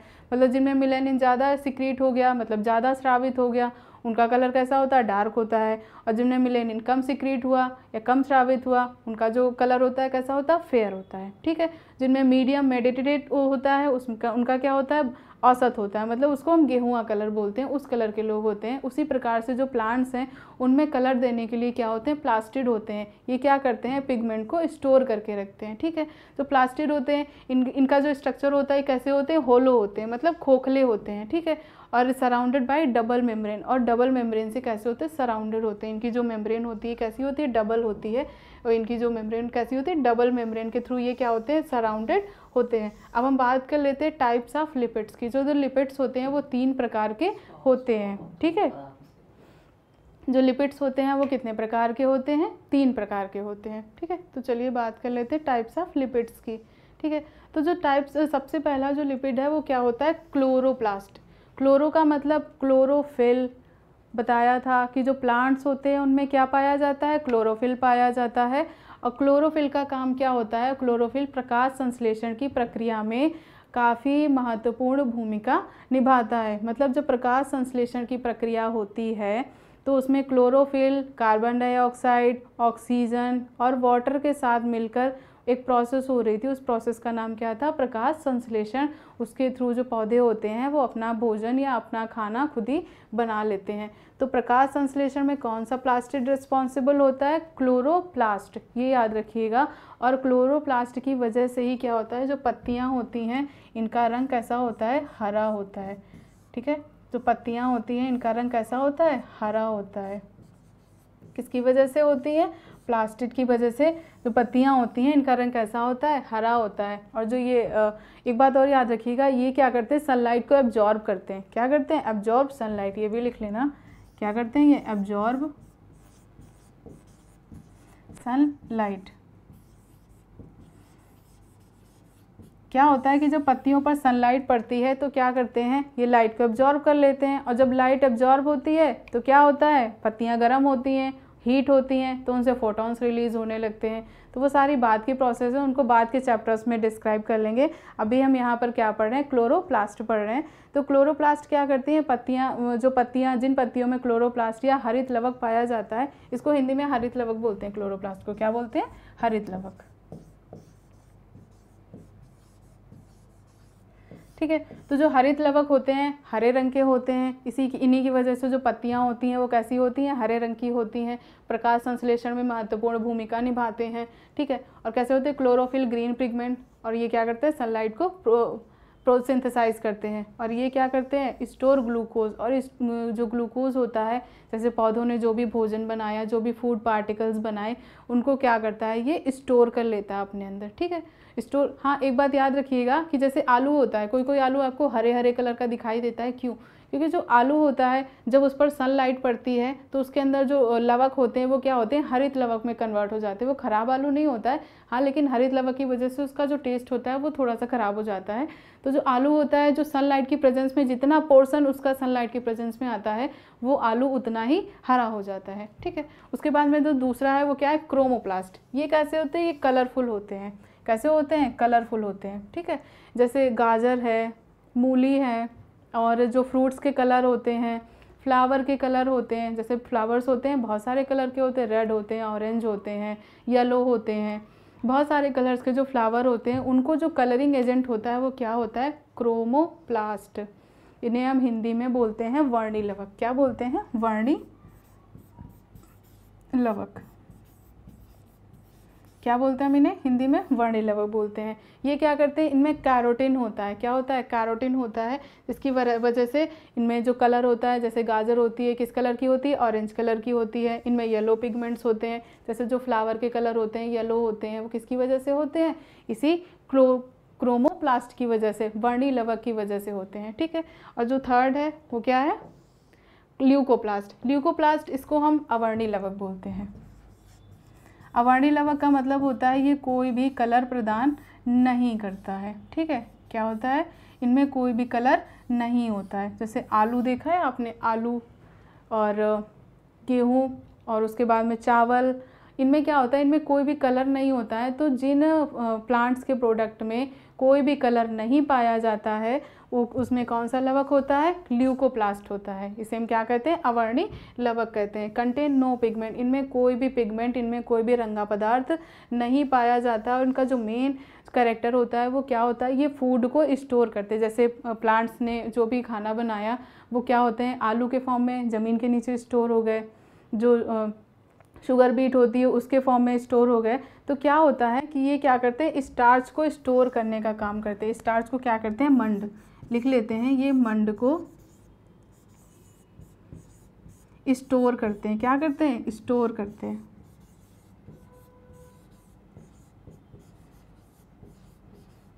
ठीक है, तो ये हो गए लवक। लवक में सबसे पहला कौन सा था? क्लोरोप्लास्ट, जो हरित लवक था। हरित लवक क्या कर रहा था? प्लांट्स को हरा रंग प्रदान कर रहा था, और उसकी प्रेजेंस में जो प्लांट्स थे वो प्रकाश संश्लेषण की प्रक्रिया कर रहे थे। उसके बाद में क्या आ रहा है? ल्यूकोप्लास्ट। ल्यूकोप्लास्ट क्या होते हैं? अवर्णी लवक होते हैं। इनमें क्या होता है? कोई भी कलर नहीं होता है, जैसे आलू और चावल, इनमें क्या होता है? कोई भी कलर नहीं पाया जाता है, लेकिन इनका जो मेन कैरेक्टर्स होता है, ये क्या करते हैं? फूड को स्टोर करने का काम करते हैं। जैसे फ्रूट्स होते हैं, उनमें जो फूड होता है वो क्या होता है? स्टोर रहता है, तो उनको स्टोर करने का काम कौन करता है? अवर्णी लवक करते हैं, ठीक है। और जो सेकेंड है वो क्या है? क्रोमोप्लास्ट। क्रोमोप्लास्ट क्या होता है? ये कलरिंग एजेंट होते हैं, ये पौधों को कलर प्रदान करते हैं। जैसे बहुत सारे फ्रूट्स हो गए, जैसे सेब होता है रेड कलर का होता है, ऑरेंज होता है ऑरेंज कलर का होता है, ठीक है, और मैंगो है येलो कलर का होता है। तो ये जो कलर होते हैं ये पौधों को कौन प्रदान करता है? वर्णी लवक प्रदान करता है, वर्णी लवक, ठीक है।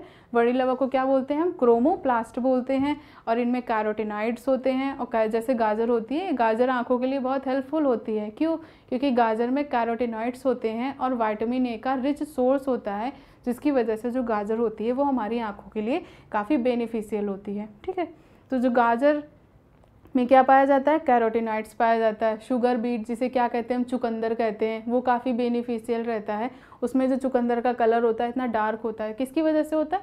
क्रोमोप्लास्ट की वजह से होता है। फ्लावर में कलर्स होते हैं, किसकी वजह से होते हैं? क्रोमोप्लास्ट की वजह से होते हैं, तो ठीक है। तो जैसे प्लांट्स में जो ग्रीन कलर हो गया वो क्लोरोप्लास्ट की वजह से, हरित लवक की वजह से हो गया। और जो कलरिंग एजेंट होते हैं जैसे फ्लावर हो गए या फ्रूट्स हो गए, तो उनमें जो कलर कौन प्रदान करता है? क्रोमोप्लास्ट कलर प्रदान करता है। उसके बाद में जो हम प्लांट्स में जो ऐसे पार्ट्स होते हैं जैसे रूट्स हो गई, आलू हो गया, इनमें जो लवक पाए जाते हैं वो कौन से होते हैं? ल्यूकोप्लास्ट होते हैं। और ये क्या करते हैं? वो जो भी खाना बनता है और जो भी फूड मटेरियल्स बनता है उनको क्या करते हैं? ये स्टोर करने का काम करते हैं, ठीक है। तो ये हो गए हमारे क्या? लवक। लवक के बाद में जो नेक्स्ट ऑर्गन्स है वो है न्यूक्लियस। न्यूक्लियस ये बहुत इंपॉर्टेंट है, और इसको हिंदी में क्या बोलते हैं हम? केंद्रक बोलते हैं। क्या बोलते हैं? केंद्रक, ठीक है, ये याद रखिएगा। ये जो होता है कोशिका के मिडिल पार्ट में पाया जाता है, बिल्कुल मिडिल में होता है, सेंटर में पाया जाता है। यूकैरियोटिक कोशिकाओं में पाया जाता है, प्रोकैरियोटिक कोशिकाओं में तो पाया ही नहीं जाता है, ठीक है। तो इनका जो स्ट्रक्चर होता है क्या होता है? Double membrane. ये देखिए, एक ये मेम्ब्रेन दिख रही है, ये दूसरी मेम्ब्रेन दिख रही है। मान लीजिए जैसे एक स्ट्रक्चर यहाँ से डिफाइन कर लेते हैं, एक ये मेम्ब्रेन हो गई, इसके अंदर एक और मेम्ब्रेन होती है। कितनी होती है? इसके अंदर 2 मेम्ब्रेन पाई जाती हैं, ठीक है। उसको हम क्या कहते हैं? न्यूक्लियर मेम्ब्रेन, मतलब केंद्रक झिल्ली। क्या कहते हैं? केंद्रक झिल्ली कहते हैं इसको। जो इसकी जो मेम्ब्रेन होती है, इसकी जो झिल्ली होती है, उसको क्या कहा जाता है? केंद्रक झिल्ली। इस डायग्राम में आप देख रहे होंगे कि ये कैसा है? डबल लेयर में दिख रहा है, ठीक है। तो ये याद रखिएगा, कैसा होता है? डबल लेयर होता है, इस तरीके का होता है, ठीक है। इसके बाद में क्या होता है? इनके जो फंक्शंस होते हैं, फंक्शंस मतलब कार्य, क्या करते हैं? ये सेल का सेंटर होता है, मतलब जो कोशिका होती है उसका मिडिल पार्ट होता है, मतलब उसके मिडिल में पाया जाता है, ठीक है। और ये क्या करता है? इसका जो मेन कैरेक्टर होता है, इसमें क्या होता है? डीएनए और आरएनए पाए जाते हैं। मतलब जितना भी जेनेटिक मटेरियल होता है, जेनेटिक मटेरियल का मतलब डीएनए आरएनए होते हैं, जो कैरेक्टर्स को एक पीढ़ी से दूसरी पीढ़ी में ट्रांसफ़र करते हैं। कैरेक्टर्स का मतलब क्या है? जैसे हेयर का कलर हो गया, स्किन का कलर हो गया, हाइट हो गई, इन सबको जो एक पीढ़ी से दूसरी पीढ़ी में ट्रांसफ़र करने का काम होता है वो कौन करता है? डीएनए और आरएनए करते हैं, ठीक है। और ये डीएनए आरएनए कहाँ पाए जाते हैं? न्यूक्लियस के अंदर पाए जाते हैं। तो जो जेनेटिक मटेरियल होता है वो कहाँ पाया जाता है? न्यूक्लियस में पाया जाता है, ठीक है। तो ये याद रखिएगा। और ये क्या करते हैं? ये हेरिडिटेरी जो मटेरियल्स होता है उनको क्या करते हैं? स्टोर करने का काम करते हैं। जैसे डीएनए है, आरएनए है, इनको क्या करते हैं? ये स्टोर करते हैं, ठीक है। और ये क्या करते हैं? आरएनए और प्रोटीन का निर्माण भी करते हैं। क्या करते हैं? ये आरएनए का निर्माण भी करते हैं, प्रोटीन का निर्माण भी करते हैं। कैसे करते हैं? जैसे इनके अंदर जेनेटिक मटेरियल हो गया डीएनए आरएनए। आरएनए थोड़ी देर पहले बताया था क्या करता है? प्रोटीन सिंथेसिस में हेल्प करता है। राइबोसोम के थ्रू प्रोटीन सिंथेसिस हो रही थी, तो वहाँ पर प्रोटीन का निर्माण हो रहा था। किसके हेल्प के द्वारा हो रहा था? आरएनए के द्वारा हो रहा था। तो जो आरएनए होता है वो क्या करता है? इसमें प्रोटीन सिंथेसिस का काम करता है, मतलब प्रोटीन को सिंथेसाइज कर लेता है। और आरएनए कितने प्रकार का बताया था? 3 प्रकार का। तो एक rRNA होता है, एक tRNA होता है और एक mRNA होता है, याद रखिएगा। tRNA का मतलब होता है ट्रांसफ़र RNA, mRNA का मतलब मैसेंजर RNA, वो भी नेक्स्ट स्लाइड में है, वो भी समझा देंगे अच्छे से कि जो टाइप्स ऑफ RNA है वो क्या क्या होते हैं, ठीक है। तो ये RNAs जो होते हैं ये क्या करते हैं, प्रोटीन का निर्माण करते हैं, ठीक है। और इसमें राइबोसोम पाए जाते हैं, ये याद रखिएगा। राइबोसोम में खुद का DNA होता है, ये याद रखिएगा। जो राइबोसोम्स होते हैं, क्या होते हैं राइबोसोम जो पहले बताया था, राइबोसोम्स में खुद का DNA होता है, राइबोसोम में DNA पाया जाता है, ठीक है। क्या पाया जाता है, DNA पाया जाता है। तो जो राइबोसोम्स होते हैं इनमें खुद का DNA होता है। कोशिका में तो खुद का DNA होता ही होता है, लेकिन राइबोसोम में खुद का DNA पाया जाता है। और ये कहाँ पाया जाता है, यूकैरियोटिक कोशिकाओं में पाए जाते हैं, प्लांट कोशिकाओं में पाए जाते हैं और जंतु कोशिकाओं में भी पाए जाते हैं। तो ये क्या हो गया, केंद्रक का स्ट्रक्चर। केंद्रक क्या होता है, डबल लेयर होते हैं, ठीक है। इनके बीच में एक स्ट्रक्चर पाया जाता है जिसको क्या बोलते हैं, केंद्रिका। क्या बोलते हैं, केंद्रिका। इंग्लिश में इसको बोलते हैं न्यूक्लियोलस। क्या बोलते हैं, न्यूक्लियोलस, ठीक है। ये याद रखिएगा। ये जो अंदर का स्ट्रक्चर दिख रहा है इसको क्या बोलते हैं, केंद्रिका बोलते हैं, न्यूक्लियोलस बोलते हैं। इसी के चारों तरफ ये धागे जैसी जो संरचनाएं आपको दिखाई दे रही है इसके डायग्राम के अंदर, ये क्या है, ये क्रोमैटिन फाइबर होते हैं। क्या होते हैं ये, क्रोमैटिन फाइबर। ये क्या है, क्रोमैटिन फाइबर।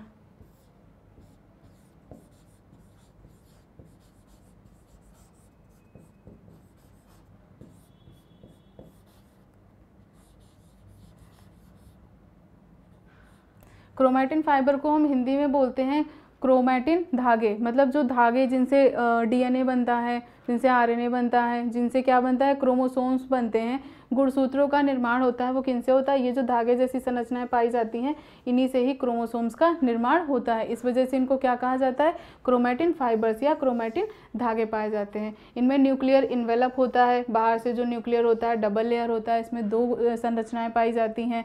और ये जो न्यूक्लियस होता है ये इंडोप्लाज्मिक रेटिकुलम से सीधा डायरेक्टली कनेक्टेड होता है, ठीक है। जैसे जो कोशिका होती है उसमें जो न्यूक्लियस का आवरण होता है उसके बाहर एक स्ट्रक्चर पाया जाता है जिसको क्या बोला जाता है, इंडोप्लाज्मिक रेटिकुलम, ठीक है। जो इंडोप्लाज्मिक रेटिकुलम होता है ये भी 2 प्रकार का होता है, रफ इंडोप्लाज्मिक रेटिकुलम और स्मूथ इंडोप्लाज्मिक रेटिकुलम, ठीक है। जिस इंडोप्लाज्मिक रेटिकुलम के ऊपर राइबोसोम्स पाए जाते हैं उनको क्या कहा जाता है, रफ इंडोप्लाज्मिक रेटिकुलम। और जिनमें राइबोसोम्स नहीं पाए जाते हैं वो स्मूथ होते हैं, इसलिए उन्हें क्या बोला जाता है, स्मूथ इंडोप्लाज्मिक रेटिकुलम। चलिए अब हम बात कर लेते हैं न्यूक्लियस के स्ट्रक्चर की। ये तो बाहरी आवरण हो गया, तो इसका जो स्ट्रक्चर होता है वो ये होता है। इस तरीके से सेल्स जो होती हैं, सेल्स के अंदर इसका स्ट्रक्चर इस प्रकार से दिखाया गया है। ये देखिए, ये क्या है, बाहर का आवरण। इसे हम क्या कहते हैं, न्यूक्लियर मेम्ब्रेन कहते हैं। क्यों कहते हैं, क्योंकि ये बाहरी आवरण में ये पाई जाती है। इसको क्या कहा जाता है, ये न्यूक्लियर मेम्ब्रेन है। इसके अंदर राइबोसोम्स पाए जाते हैं। ये छोटे छोटे जो संरचनाएं दिख रही है ये क्या है, राइबोसोम्स हैं। राइबोसोम का काम क्या होता है, RNA के थ्रू प्रोटीन का निर्माण करना। उसके बाद में इसमें ये जो धागे जैसी संरचनाएं दिख रही हैं, ये दिख रही हैं ब्लू कलर की, ये जो धागे जैसी संरचनाएं हैं इनको क्या कहा जाता है, क्रोमैटिन फाइबर्स। क्रोमैटिन फाइबर से ही क्या बनते हैं, क्रोमोसोम बनते हैं। क्या बनते हैं, क्रोमोसोम बनते हैं। क्रोमोसोम को क्या कहते हैं, गुणसूत्र। क्या बोलते हैं, गुणसूत्र कहते हैं, ठीक है। ये याद रखिएगा, क्या बोलते हैं उनको, गुणसूत्र बोलते हैं क्रोमैटिन फाइबर्स को। इसके अंदर जो लिक्विड भरा होता है उसको क्या बोलते हैं, न्यूक्लियोप्लाज्म बोलते हैं। क्या बोला जाता है उसको, न्यूक्लियोप्लाज्म। न्यूक्लियोप्लाज्म का मतलब होता है ये ट्रांसपोर्टेशन का काम करता है, मतलब परिवहन का काम करता है। और ये क्या करता है, इसके अंदर जो भी मटेरियल होता है उसको राइबोसोम तक लेकर जाता है और इंडोप्लाज्मिक रेटिकुलम तक पहुंचाकर फिर वहां से वापस लेकर आता है। इसका क्या काम होता है, न्यूक्लियोप्लाज्म का ट्रांसपोर्टेशन का काम होता है। इसके अंदर छोटा सा एक और न्यूक्लियस होता है, उसको हम न्यूक्लियोलस बोलते हैं और हिंदी में क्या बोलते हैं, केंद्रिका। जब किसी भी एनिमल्स में कोशिका विभाजन होता है, जर्म सेल्स में, जर्म सेल्स का मतलब जो जनन कोशिकाएं होती हैं उनमें जब कोशिका विभाजन होता है तो उसके लिए अगर कोई भी रिस्पॉन्सिबल होता है वो क्या होता है, ये जो न्यूक्लियोलस होता है और इसके अंदर राइबोसोम्स पाया जाता है, ठीक है। तो ये क्या होता है, largest cell organelles of the body cell. ये क्या होता है, जो न्यूक्लियस होता है बॉडी के सबसे लार्जेस्ट जो ऑर्गेनल्स होता है उसका नाम क्या होता है, न्यूक्लियस। तो सबसे लार्जेस्ट होता है ऑर्गेनल होता है तो क्या होता है, न्यूक्लियस। तो लिख लेते हैं कि जो सबसे बड़ा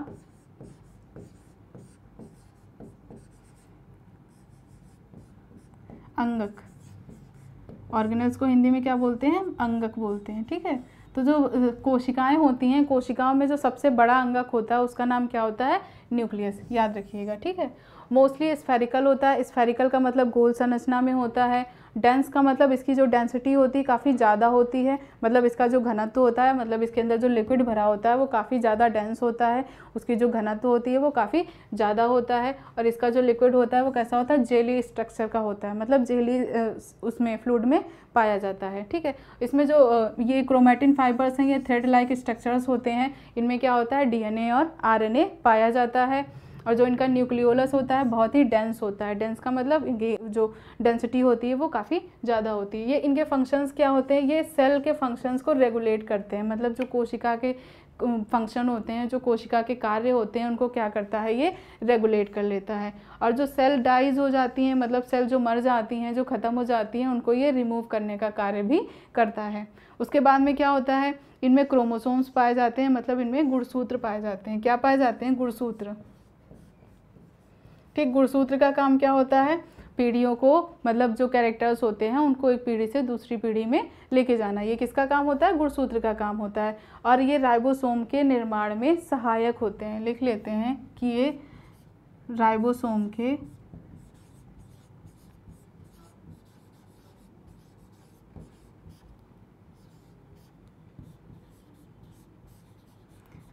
के निर्माण में सहायक होते हैं।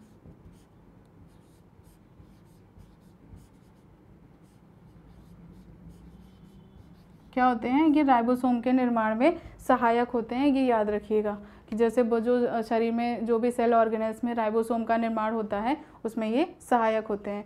इसके बाद में बात कर लेते हैं हम जो सेल ऑर्गेनेल्स होते हैं उनमें, और इनका जो सबसे मेन कैरेक्टर होता है, ये रिप्रोडक्शन में काफ़ी बेनिफिशियल होते हैं। कैसे होते हैं?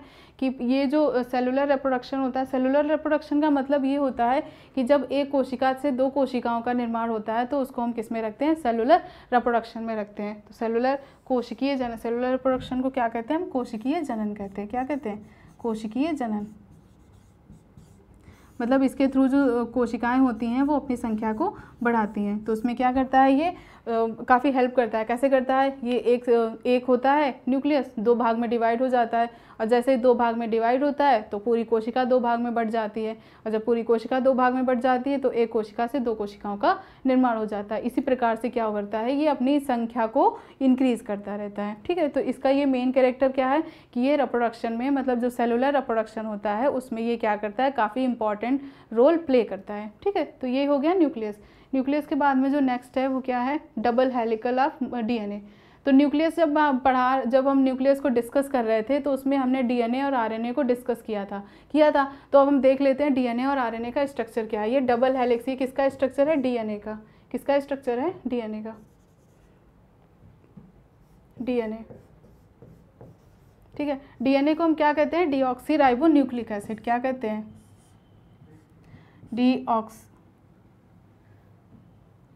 क्या कहते हैं डीएनए को? Deoxy ribo nucleic acid. ठीक है, क्या कहते हैं? Deoxy ribo nucleic acid.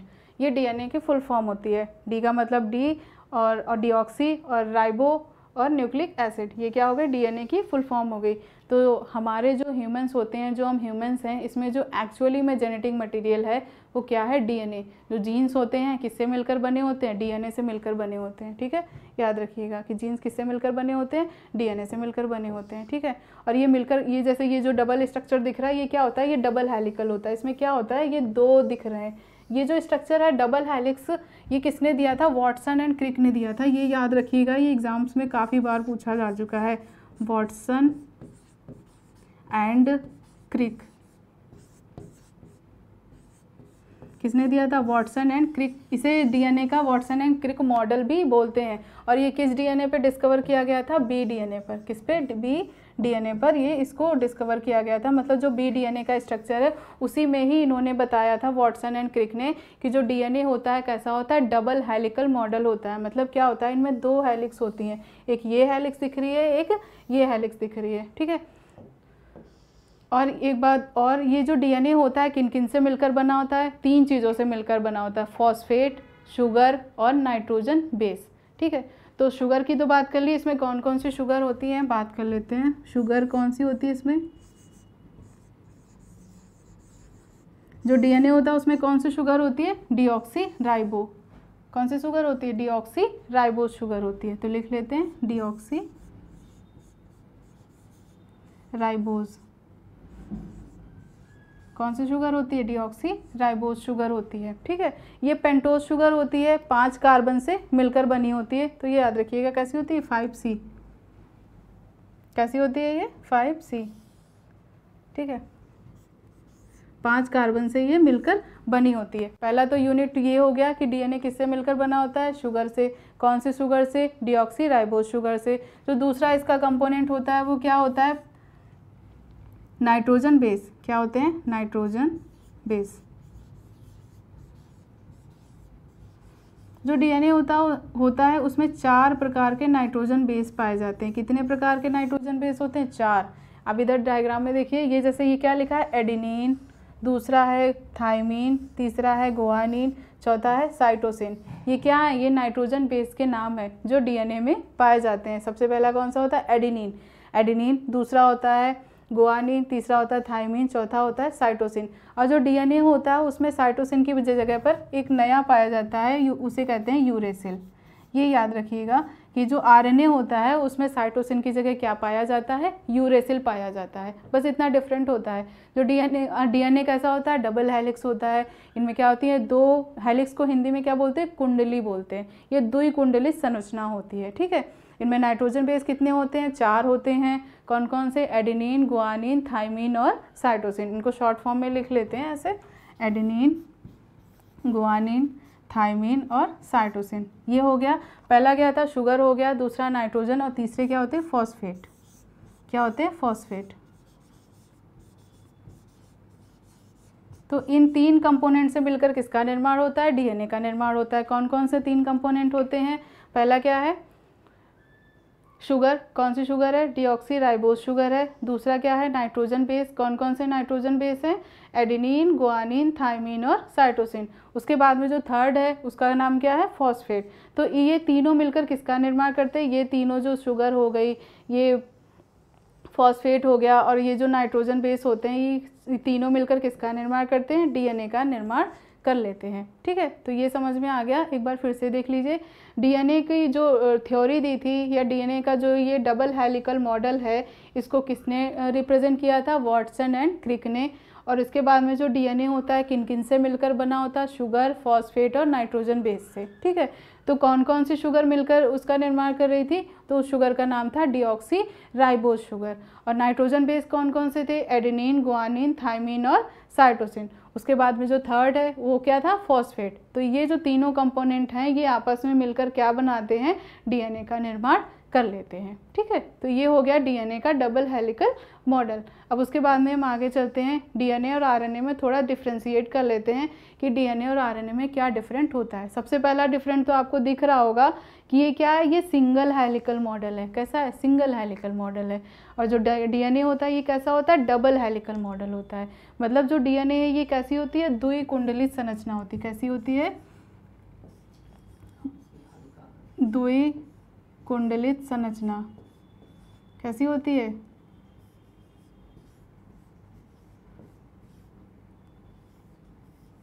ये कैसी होती है? द्विकुंडलित होती है। मतलब इसमें क्या होते हैं? 2 हेलिक्स पाए जाते हैं, 2 कुंडलन पाए जाते हैं। ये कैसी होती है?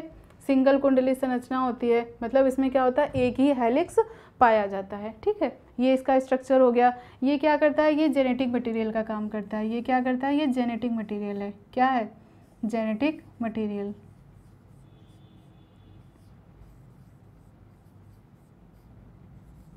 क्या है ये? Genetic material.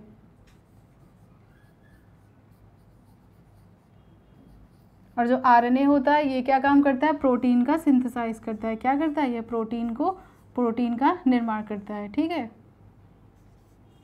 किसका निर्माण करता है? प्रोटीन का निर्माण करता है। ये याद रखिएगा। जो डीएनए होता है ये क्या करता है? जेनेटिक मटेरियल का काम करता है। बॉडी में क्या करता है? जो कैरेक्टर्स होते हैं उनको एक पीढ़ी से दूसरी पीढ़ी में लेके जाता है। लेकिन जो आरएनए होता है ये क्या करता है? ये प्रोटीन का सिंथेसाइज करता है, ये प्रोटीन का निर्माण करता है। ठीक है, ये हो गए दो अंतर। पहला अंतर क्या हुआ कि ये कैसी होती है? द्विकुंडली संरचना होती है, और ये कैसा होता है? सिंगल हेलिकल मॉडल होता है। ये जेनेटिक मटेरियल का काम करता है, और ये क्या करता है? प्रोटीन को सिंथेसाइज करता है। और जो थर्ड अंतर है, तीसरा अंतर है, वो क्या है? नाइट्रोजन बेस का। इसमें क्या होते हैं? एडेनिन हो गए, गुआनिन, थाइमीन और साइटोसिन। 4 बताए थे। इनमें कितने होते हैं? 4 होते हैं। लेकिन जो आरएनए होता है इसमें क्या होता है? इसमें थाइमीन की जगह पे इसमें क्या है? यूरेसिल पाया जाता है। क्या होता है? यूरेसिल पाया जाता है। थाइमीन बायोलॉजी के शब्द में 2 बार यूज़ किया जाता है थाइमीन को। एक थाइमीन होता है, दूसरा होता है थियामीन। कभी कभी कंफ्यूज कर देते हैं एग्जाम में कि स्पेलिंग को लेकर कि थियामीन है या थाइमीन है। तो थियामीन का मतलब होता है विटामिन B12। जो विटामिन B6 होता है उसका नाम होता है थियामीन, और जो ये नाइट्रोजन बेस होता है ये क्या होता है? थाइमीन होता है। ठीक है, तो ये याद रखिएगा। थाइमीन किस में पाया जाता है? डीएनए में पाया जाता है, और आरएनए में थाइमीन की जगह पर क्या पाया जाता है? यूरेसिल पाया जाता है। इसको हम यू से रिप्रेजेंट करते हैं। ठीक है, तो ये 3 कैरेक्टर हो गए। जो ये डीएनए होता है ये केंद्रक में पाया जाता है, लेकिन जो आरएनए होता है ये राइबोसोम पर पाया जाता है। ये याद रखिएगा। राइबोसोम भी केंद्रक के अंदर ही पाए जाते हैं, केंद्रक के बाहर भी पाए जाते हैं। तो जिन केंद्रक के अंदर राइबोसोम्स पाए जाते हैं उनमें क्या होता है? उनमें आरएनए पाया जाता है, और जिन केंद्रक के अंदर राइबोसोम नहीं होते उनमें आरएनए नहीं पाया जाता है। ये याद रखिएगा। तो इनका फंक्शन क्या होता है? प्रोटीन का निर्माण करना, और ये जेनेटिक मटेरियल को एक पीढ़ी से दूसरी पीढ़ी में ट्रांसफ़र करते हैं। ठीक है, तो ये हो गए डीएनए और आरएनए। डीएनए की फुल फॉर्म क्या होती है? डीऑक्सी राइबो न्यूक्लिक एसिड, और आरएनए की फुल फॉर्म क्या होती है? Ribo nucleic acid. क्या होती है?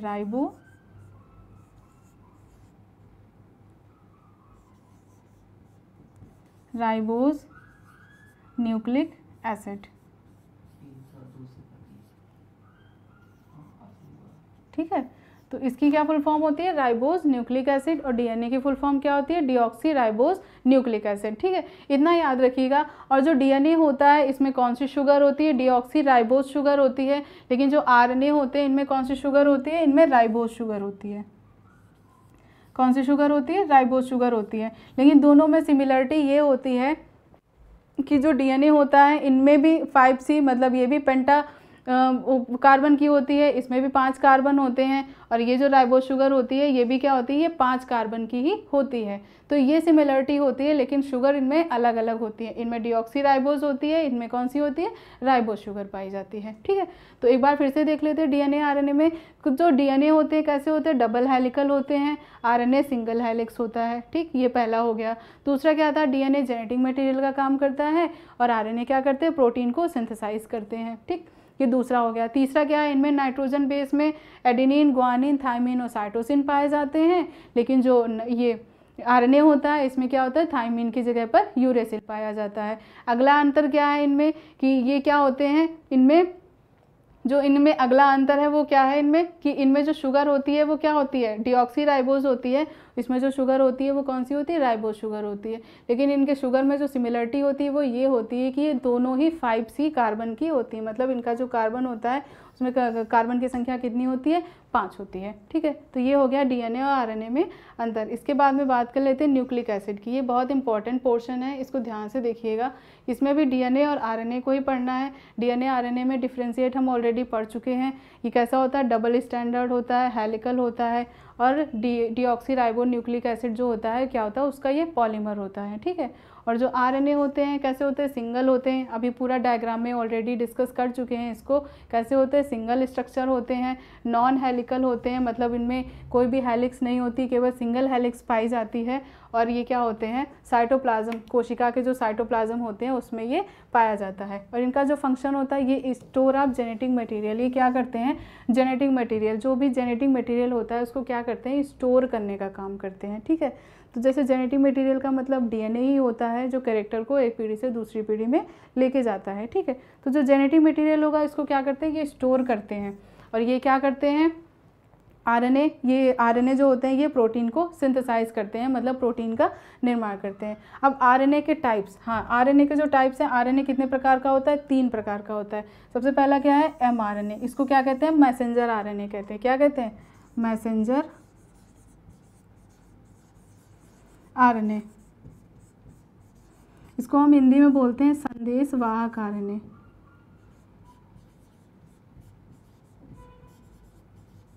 क्या बोलते हैं? संदेश वाहक आरएनए।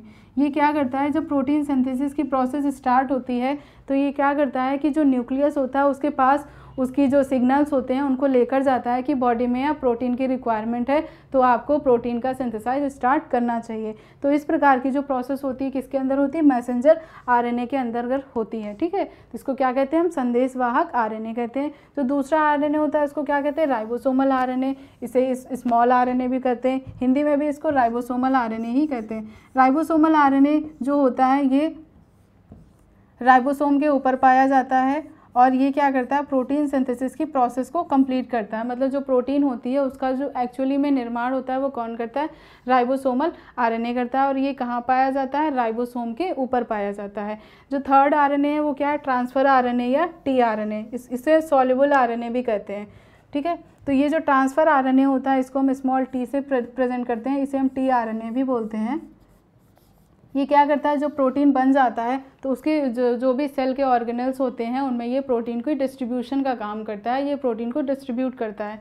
ठीक है, और अमीनो एसिड का निर्माण करता है। ये क्या करता है? अमीनो एसिड का निर्माण करता है, transfer of amino acid. Amino acids क्या होते हैं? जैसे कोशिका वाले चैप्टर में बताया था, अभी कोशिका जब बता रहे थे तो बताया था कि जिस प्रकार से कोई भी बिल्डिंग छोटी छोटी ईंटों से मिलकर बनी होती है उसी प्रकार से जो प्रोटीन होता है वो छोटे छोटे अमीनो एसिड से मिलकर बना होता है। तो जो अमीनो एसिड्स होते हैं, amino acids are the basic unit of protein. ठीक है, तो आई होप ये क्लियर हो गया होगा कि अमीनो एसिड्स क्या होते हैं, कि अमीनो एसिड जो होते हैं वो प्रोटीन के बेसिक यूनिट होते हैं। ठीक है, तो ये हो गया हमारा क्या? टाइप्स ऑफ आरएनए और डीएनए। इसके बाद में जो नेक्स्ट है एक सेल ऑर्गेनेल्स रह गया, उस सेल ऑर्गेनेल्स का नाम है माइटोकॉन्ड्रिया। उसको देख लेते हैं, माइटोकॉन्ड्रिया।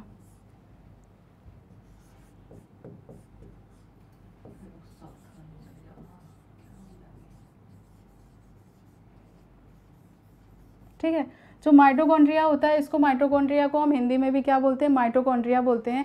और इसका जो मेन कैरेक्टर होता है क्या करता है? ये एटीपी को सिंथेसाइज कर देता है। तो लिख लेते हैं सिंथेसाइज एटीपी।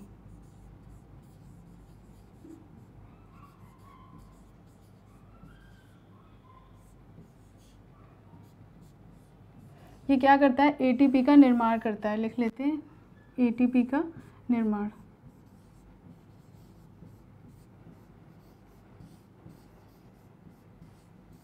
अब एटीपी क्या होता है? एटीपी को हम क्या बोलते हैं? Adenosine triphosphate. जो एडिनोसिन ट्राईफॉस्फेट होते हैं ये क्या करते हैं? इन्हें हम एनर्जी करेंसी बोलते हैं। क्या बोलते हैं? Energy currency. ठीक है, क्या बोलते हैं हम इन्हें? एनर्जी करेंसी बोलते हैं। तो जो माइटोकॉन्ड्रिया होते हैं ये क्या काम करते हैं? एटीपी को सिंथेसाइज करते हैं। कैसे करते हैं? जो माइटोकॉन्ड्रिया होते हैं इन्हें हम क्या बोलते हैं? इन्हें पावर हाउस सेल कहते हैं। क्या कहते हैं? इन्हें power house of the cell कहते हैं, मतलब कोशिका का पावर हाउस कहते हैं। क्यों कहते हैं वो मैं अभी आपको बताऊंगी। Power house of cell. ठीक है, इसे क्या कहते हैं? कोशिका का पावर हाउस कहते हैं। क्या कहते हैं इसको? कोशिका का पावर हाउस।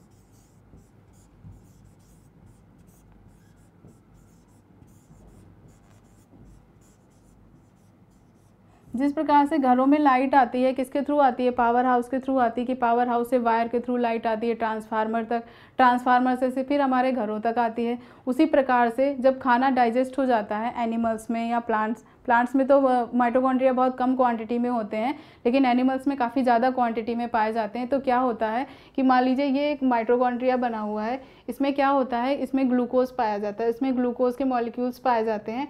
अब ये सोचने वाली बात है कि इसमें ग्लूकोज के मॉलिक्यूल्स कहाँ से आते हैं। तो जो भी खाना डाइजेस्ट होता है तो ब्लड में मिलता है और ब्लड के थ्रू कहाँ जाता है, कोशिका में जाता है। और जो गोल्जी बॉडी होता है वो सारी प्रोसेस को रेगुलेट कर देता है। और जब वो रेगुलेट करता है तो जितना भी ग्लूकोज होता है, जितना भी फूड पार्टिकल्स होते हैं, फूड मटेरियल्स होते हैं, वो कहाँ आते हैं, इसमें आते हैं, माइटोकॉन्ड्रिया में आते हैं। ठीक है, तो माइटोकॉन्ड्रिया में क्या होता है, ऑक्सीजन प्रॉपर मात्रा में पाई जाती है। ठीक है, क्या पाई जाती है, ऑक्सीजन। जब यहाँ पर ऑक्सीजन होती है और यहाँ पर क्या है, ग्लूकोज भरा हुआ है, तो क्या होता है, ऑक्सीजन ग्लूकोज के साथ में रिएक्शन करता है और उससे क्या होता है, उस प्रोसेस को क्या कहते हैं हम, ऑक्सीडेशन, ऑक्सीकरण। और जब यहाँ पर ग्लूकोज का ऑक्सीडेशन होता है तो एनर्जी रिलीज होती है। ठीक है, और एनर्जी के साथ में वाटर भी रिलीज हो जाता है। ठीक है, तो जो ये एनर्जी होती है ये किसके फॉर्म में रिलीज होती है, एटीपी के फॉर्म में रिलीज होती है। किसके फॉर्म में, एटीपी के। एटीपी को क्या कहते हैं हम, एडिनोसिन ट्राइफॉस्फेट। क्या कहते हैं एटीपी को, एडिनोसिन ट्राइफॉस्फेट। ये याद रखिएगा, कई बार एग्जाम्स में पूछा गया है कि एडिनोसिन ट्राइफॉस्फेट मतलब एटीपी की फुल फॉर्म क्या होती है, तो क्या बताएंगे आप, एडिनोसिन ट्राइफॉस्फेट होती है। एटीपी को हम क्या कहते हैं, एनर्जी करेंसी भी बोलते हैं, मतलब ऊर्जा के सिक्के भी बोलते हैं। और ये क्या होती है, जो माइटोकॉन्ड्रिया होता है इनमें क्या करता है, ग्लूकोज का ऑक्सीडेशन होता है। और जब ग्लूकोज का ऑक्सीडेशन हो जाता है उसके बाद में जो एनर्जी रिलीज होती है वो कहाँ जाती है, माइटोकॉन्ड्रिया में स्टोर होती है। इसी वजह से जो माइटोकॉन्ड्रिया होता है इसको क्या कहा जाता है, power house of the cell कहा जाता है। और माइटोकॉन्ड्रिया में खुद का डीएनए होता है, ये याद रखिएगा, इसमें खुद का डीएनए भी होता है और इसमें राइबोसोम्स भी पाए जाते हैं। ठीक है, ये याद रखिएगा, इनमें जो होता है क्या होता है, खुद का डीएनए भी होता है और इनमें राइबोसोम्स भी पाए जाते हैं। इनमें जब खुद का डीएनए होता है तो ये अपनी संख्या को इंक्रीज कर लेते हैं, अपनी संख्या को बढ़ा लेते हैं। जैसे जब ज़्यादा ऑक्सीडेशन की प्रोसेस होती है तो क्या करते हैं, इनमें जब डीएनए होता है तो रेप्लिकेट होता है और अपनी संख्या इंक्रीज कर लेता है। और ये याद रखिएगा कि जो माइटोकॉन्ड्रिया होते हैं इनमें पार्टिकल्स पाए जाते हैं जिन्हें F1 पार्टिकल्स बोला जाता है। क्या बोला जाता है, F1 पार्टिकल्स।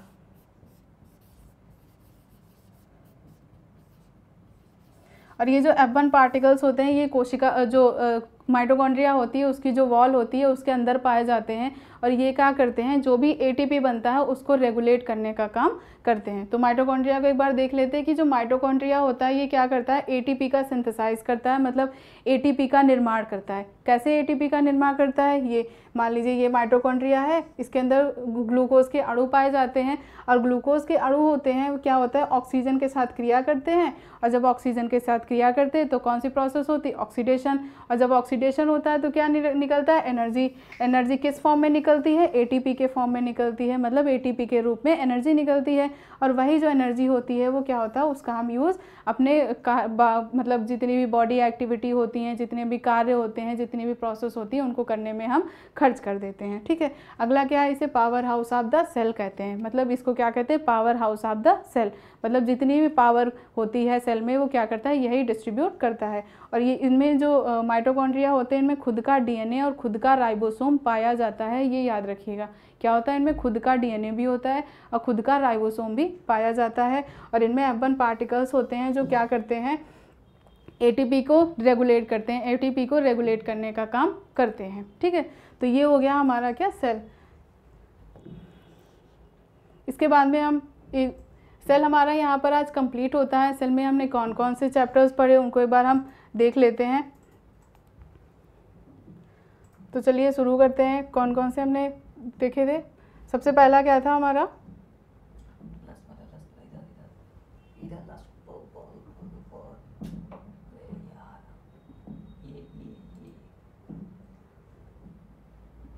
तो जो सबसे पहला क्या था, सेल। कोशिका, कोशिका क्या थी, बेसिक यूनिट ऑफ लाइफ, मतलब basic structure of life. The मतलब क्या है, cells are the structural and functional unit of life. इसको हमने डिस्कस किया था। इसमें हमने क्या बताया था कि जो कोशिका होती है वो शरीर की संरचनात्मक एवं क्रियात्मक इकाई होती है। और जो कोशिका है इसमें क्या, स्टडी ऑफ सेल्स को क्या कहा जाता है, साइटोलॉजी कहा जाता है। उसके बाद में हमने पढ़ा था जो बिगेस्ट सेल होती है किसकी होती है, एग ऑफ ऑस्ट्रिच। ऑस्ट्रिच जो होता है, शुतुरमुर्ग होता है, उसकी जो सेल होती है वो सबसे बड़ी होती है। ह्यूमन की बात करते हैं तो ह्यूमन में जो स्मॉल सेल थी वो कौन सी थी, ग्रैनुलोसा, मतलब ग्रैन्यूल सेल्स ऑफ सेरिबेलम। जो मिड ब्रेन होता है, ब्रेन के 3 पार्ट्स होते हैं, मिड ब्रेन, हाइंड ब्रेन और फोर ब्रेन। तो जो मिड ब्रेन होता है, मिडिल पार्ट होता है, उसको सेरिबेलम कहते हैं। उसमें एक प्रकार की कोशिकाएं पाई जाती हैं जिन्हें ग्रैन्युलोसा सेल्स कहते हैं। उनमें ये क्या होती हैं, बॉडी की सबसे छोटी कोशिकाएं होती हैं। सबसे बड़ी कोशिका क्या होती है, ओवम होती है, और सबसे लॉन्गेस्ट कोशिका क्या होती है, न्यूरॉन्स होती है। ठीक है, उसके बाद में हमने पढ़ा था सेल। तो प्रेजेंस ऑफ न्यूक्लियस के अकॉर्डिंग जो सेल थे वो 2 प्रकार के थे, यूकैरियोटिक सेल और प्रोकैरियोटिक सेल। और प्रेजेंस ऑफ सेल वॉल के अकॉर्डिंग जो सेल्स थे वो कितने प्रकार के थे, 2 प्रकार के। कौन कौन से, प्लांट सेल्स और एनिमल सेल्स। ठीक है, इसके बाद में हमने पीडीएफ से पढ़ा था। तो पीडीएफ में हमने क्या क्या देखा था, सबसे पहला क्या था, जो सेल्स होती हैं यूकैरियोटिक और प्रोकैरियोटिक। तो सबसे पहले हमने डिफ्रेंशिएट किया था प्रोकैरियोटिक सेल में और यूकैरियोटिक सेल में। ठीक है, तो प्रोकैरियोटिक सेल में हमने ये देखा था साइज में छोटी थी, इनमें जो सेल ऑर्गेनेल्स थे वो नहीं पाए जा रहे थे, इनमें केंद्रक भी नहीं था, लेकिन जितने भी कैरेक्टर्स थे वो यूकैरियोटिक सेल्स में ऑलरेडी प्रेजेंट थे। इसके बाद में हमने डिफाइन किया एनिमल सेल्स और प्लांट सेल्स को। तो जो एनिमल सेल्स होती हैं ये साइज में बड़ी होती हैं, और जो प्लांट सेल्स होती हैं ये साइज में कैसी होती है, छोटी होती हैं। एनिमल सेल्स में क्या था, सेल वॉल नहीं पाया जाता है, और जो प्लांट सेल्स होती है उनमें सेल वॉल पाया जाता है। ठीक है, और इनमें लार्ज नंबर ऑफ वैक्यूल्स होते हैं। जो प्लांट सेल्स होते हैं इनमें राजधानियाँ ज़्यादा पाई जाती हैं, और जो एनिमल सेल्स होते हैं इनमें राजधानियाँ बहुत कम पाई जाती हैं।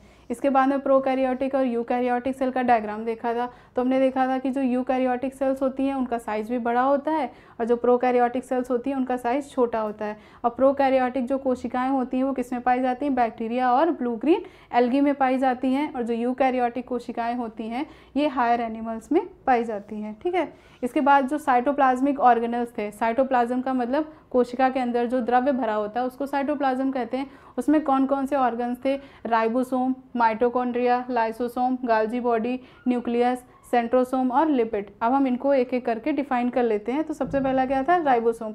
राइबोसोम क्या होता है, ये 2 यूनिट से मिलकर बना होता है, 70 और 80S। ठीक है, और ये क्या कर रहा था, प्रोटीन को सिंथेसाइज कर रहा था। इसके बाद में जो नेक्स्ट था वो क्या था, गाल्जी बॉडी। बॉडी के जितने भी सेल के फंक्शंस थे उनको ये रेगुलेट कर रहा था। इसकी वजह से इसे क्या कहते हैं, किचन ऑफ द सेल कहते हैं। वैक्यूल्स, राजधानियाँ, इनका काम क्या होता है, ये स्टोरेज कर रहे थे बॉडी में। उसके बाद में जो नेक्स्ट है लाइसोसोम, इसे क्या बोलते हैं, आत्मघाती थैली, सुसाइडल बैग बोलते हैं, और ये केंद्रक विभाजन में हेल्प करता है। उसके बाद में लवक क्या होते हैं, प्लास्टिड होते हैं। 3 प्रकार के होते हैं, कौन कौन से होते हैं, क्लोरोप्लास्ट, ल्यूकोप्लास्ट और क्रोमोप्लास्ट। क्लोरोप्लास्ट हरे रंग के होते हैं, क्रोमोप्लास्ट कलरिंग एजेंट होते हैं, और जो ल्यूकोप्लास्ट होते हैं ये कलरलेस होते हैं, इनमें कोई भी कलर नहीं पाया जाता है। अगला क्या था, न्यूक्लियस को क्या बोलते हैं, केंद्रक। ये केंद्रक का स्ट्रक्चर था, हमने डिफाइन कर लिया था। कौन कौन सा स्ट्रक्चर था, डबल मेम्ब्रेन, इनके फंक्शंस को हम ऑलरेडी डिफाइन कर चुके थे। उसके बाद में न्यूक्लियस का स्ट्रक्चर एंड फंक्शन, इसका स्ट्रक्चर क्या था, लार्जेस्ट सेल ऑर्गेनेल्स होता है, ये याद रखिएगा, बहुत इंपॉर्टेंट है। और इसके जो फंक्शंस होते हैं ये क्या करते हैं, जब सेल मर जाती हैं, सेल की डेथ हो जाती हैं, तो उनको रिमूव करने का काम कौन करता है, न्यूक्लियस करता है। और न्यूक्लियस में डीएनए आरएनए भी पाए जाते हैं जो जेनेटिक मटेरियल का काम करते हैं। उसके बाद में डीएनए का स्ट्रक्चर हमने डिफाइन किया था, डिस्कस किया था। डबल हेलिकल मॉडल ये बता दिया था पूरा, 3 चीज़ों से मिलकर बना होता है, शुगर, नाइट्रोजन बेस और फॉस्फेट। उसके बाद में हमने इनमें डिफ्रेंशिएट कर लिया था कि डीएनए और आरएनए में क्या अंतर होते हैं। उसके बाद में न्यूक्लिक एसिड को डिफ्रेंशिएट कर लिया था कि न्यूक्लिक एसिड क्या होते हैं, किन से मिलकर बने होते हैं। डीएनए, आरएनए 2 न्यूक्लिक एसिड होते हैं। आरएनए कितना होता है, 3 प्रकार का होता है, टीआरएनए, आरआरएनए और एसआरएनए। ठीक है, उसके बाद में हमने दिखाया, हमारा एक सेल ऑर्गेनल छूट गया था, माइटोकॉन्ड्रिया। और माइटोकॉन्ड्रिया क्या करता है, एटीपी को सिंथेसाइज करता है, और इसे power house of the cell कहते हैं। तो ये हमारा आज कोशिका का चैप्टर कंप्लीट हो गया। आई होप ये वीडियो आपको अच्छा लगा होगा। अगर ये वीडियो आपको अच्छा लगे तो लाइक, सब्सक्राइब और शेयर कर देना, और आगे फॉरवर्ड कर देना। और हमारे सोशल मीडिया लिंक्स हैं, इनको आप ज़रूर सब्सक्राइब कर लेना, क्योंकि अब हमारी जो नेक्स्ट क्लासेज आने वाली हैं बायो की, जैसे मैं ह्यूमन फिजियोलॉजी स्टार्ट करने वाली हूँ, तो जो ह्यूमन फिजियोलॉजी स्टार्ट होगी उसमें सबसे पहला जो यूनिट है वो हमारा सर्कुलेटरी सिस्टम रहेगा, और वो कल से लाइव स्टार्ट होने वाला है। तो आप ये जो हमारे चैनल्स हैं इनको सब्सक्राइब कर लेना, तो जब भी नया वीडियो आएगा वो आपको नोटिफिकेशन मिल जाएगा। आज के लिए इतना ही। अब अच्छे से पढ़िए और घर में रहिए और सुरक्षित रहिए, और अपनी स्टडी को कंटिन्यू करिए, क्योंकि एग्ज़ाम सब आने ही वाले हैं। आज के लिए इतना ही, धन्यवाद।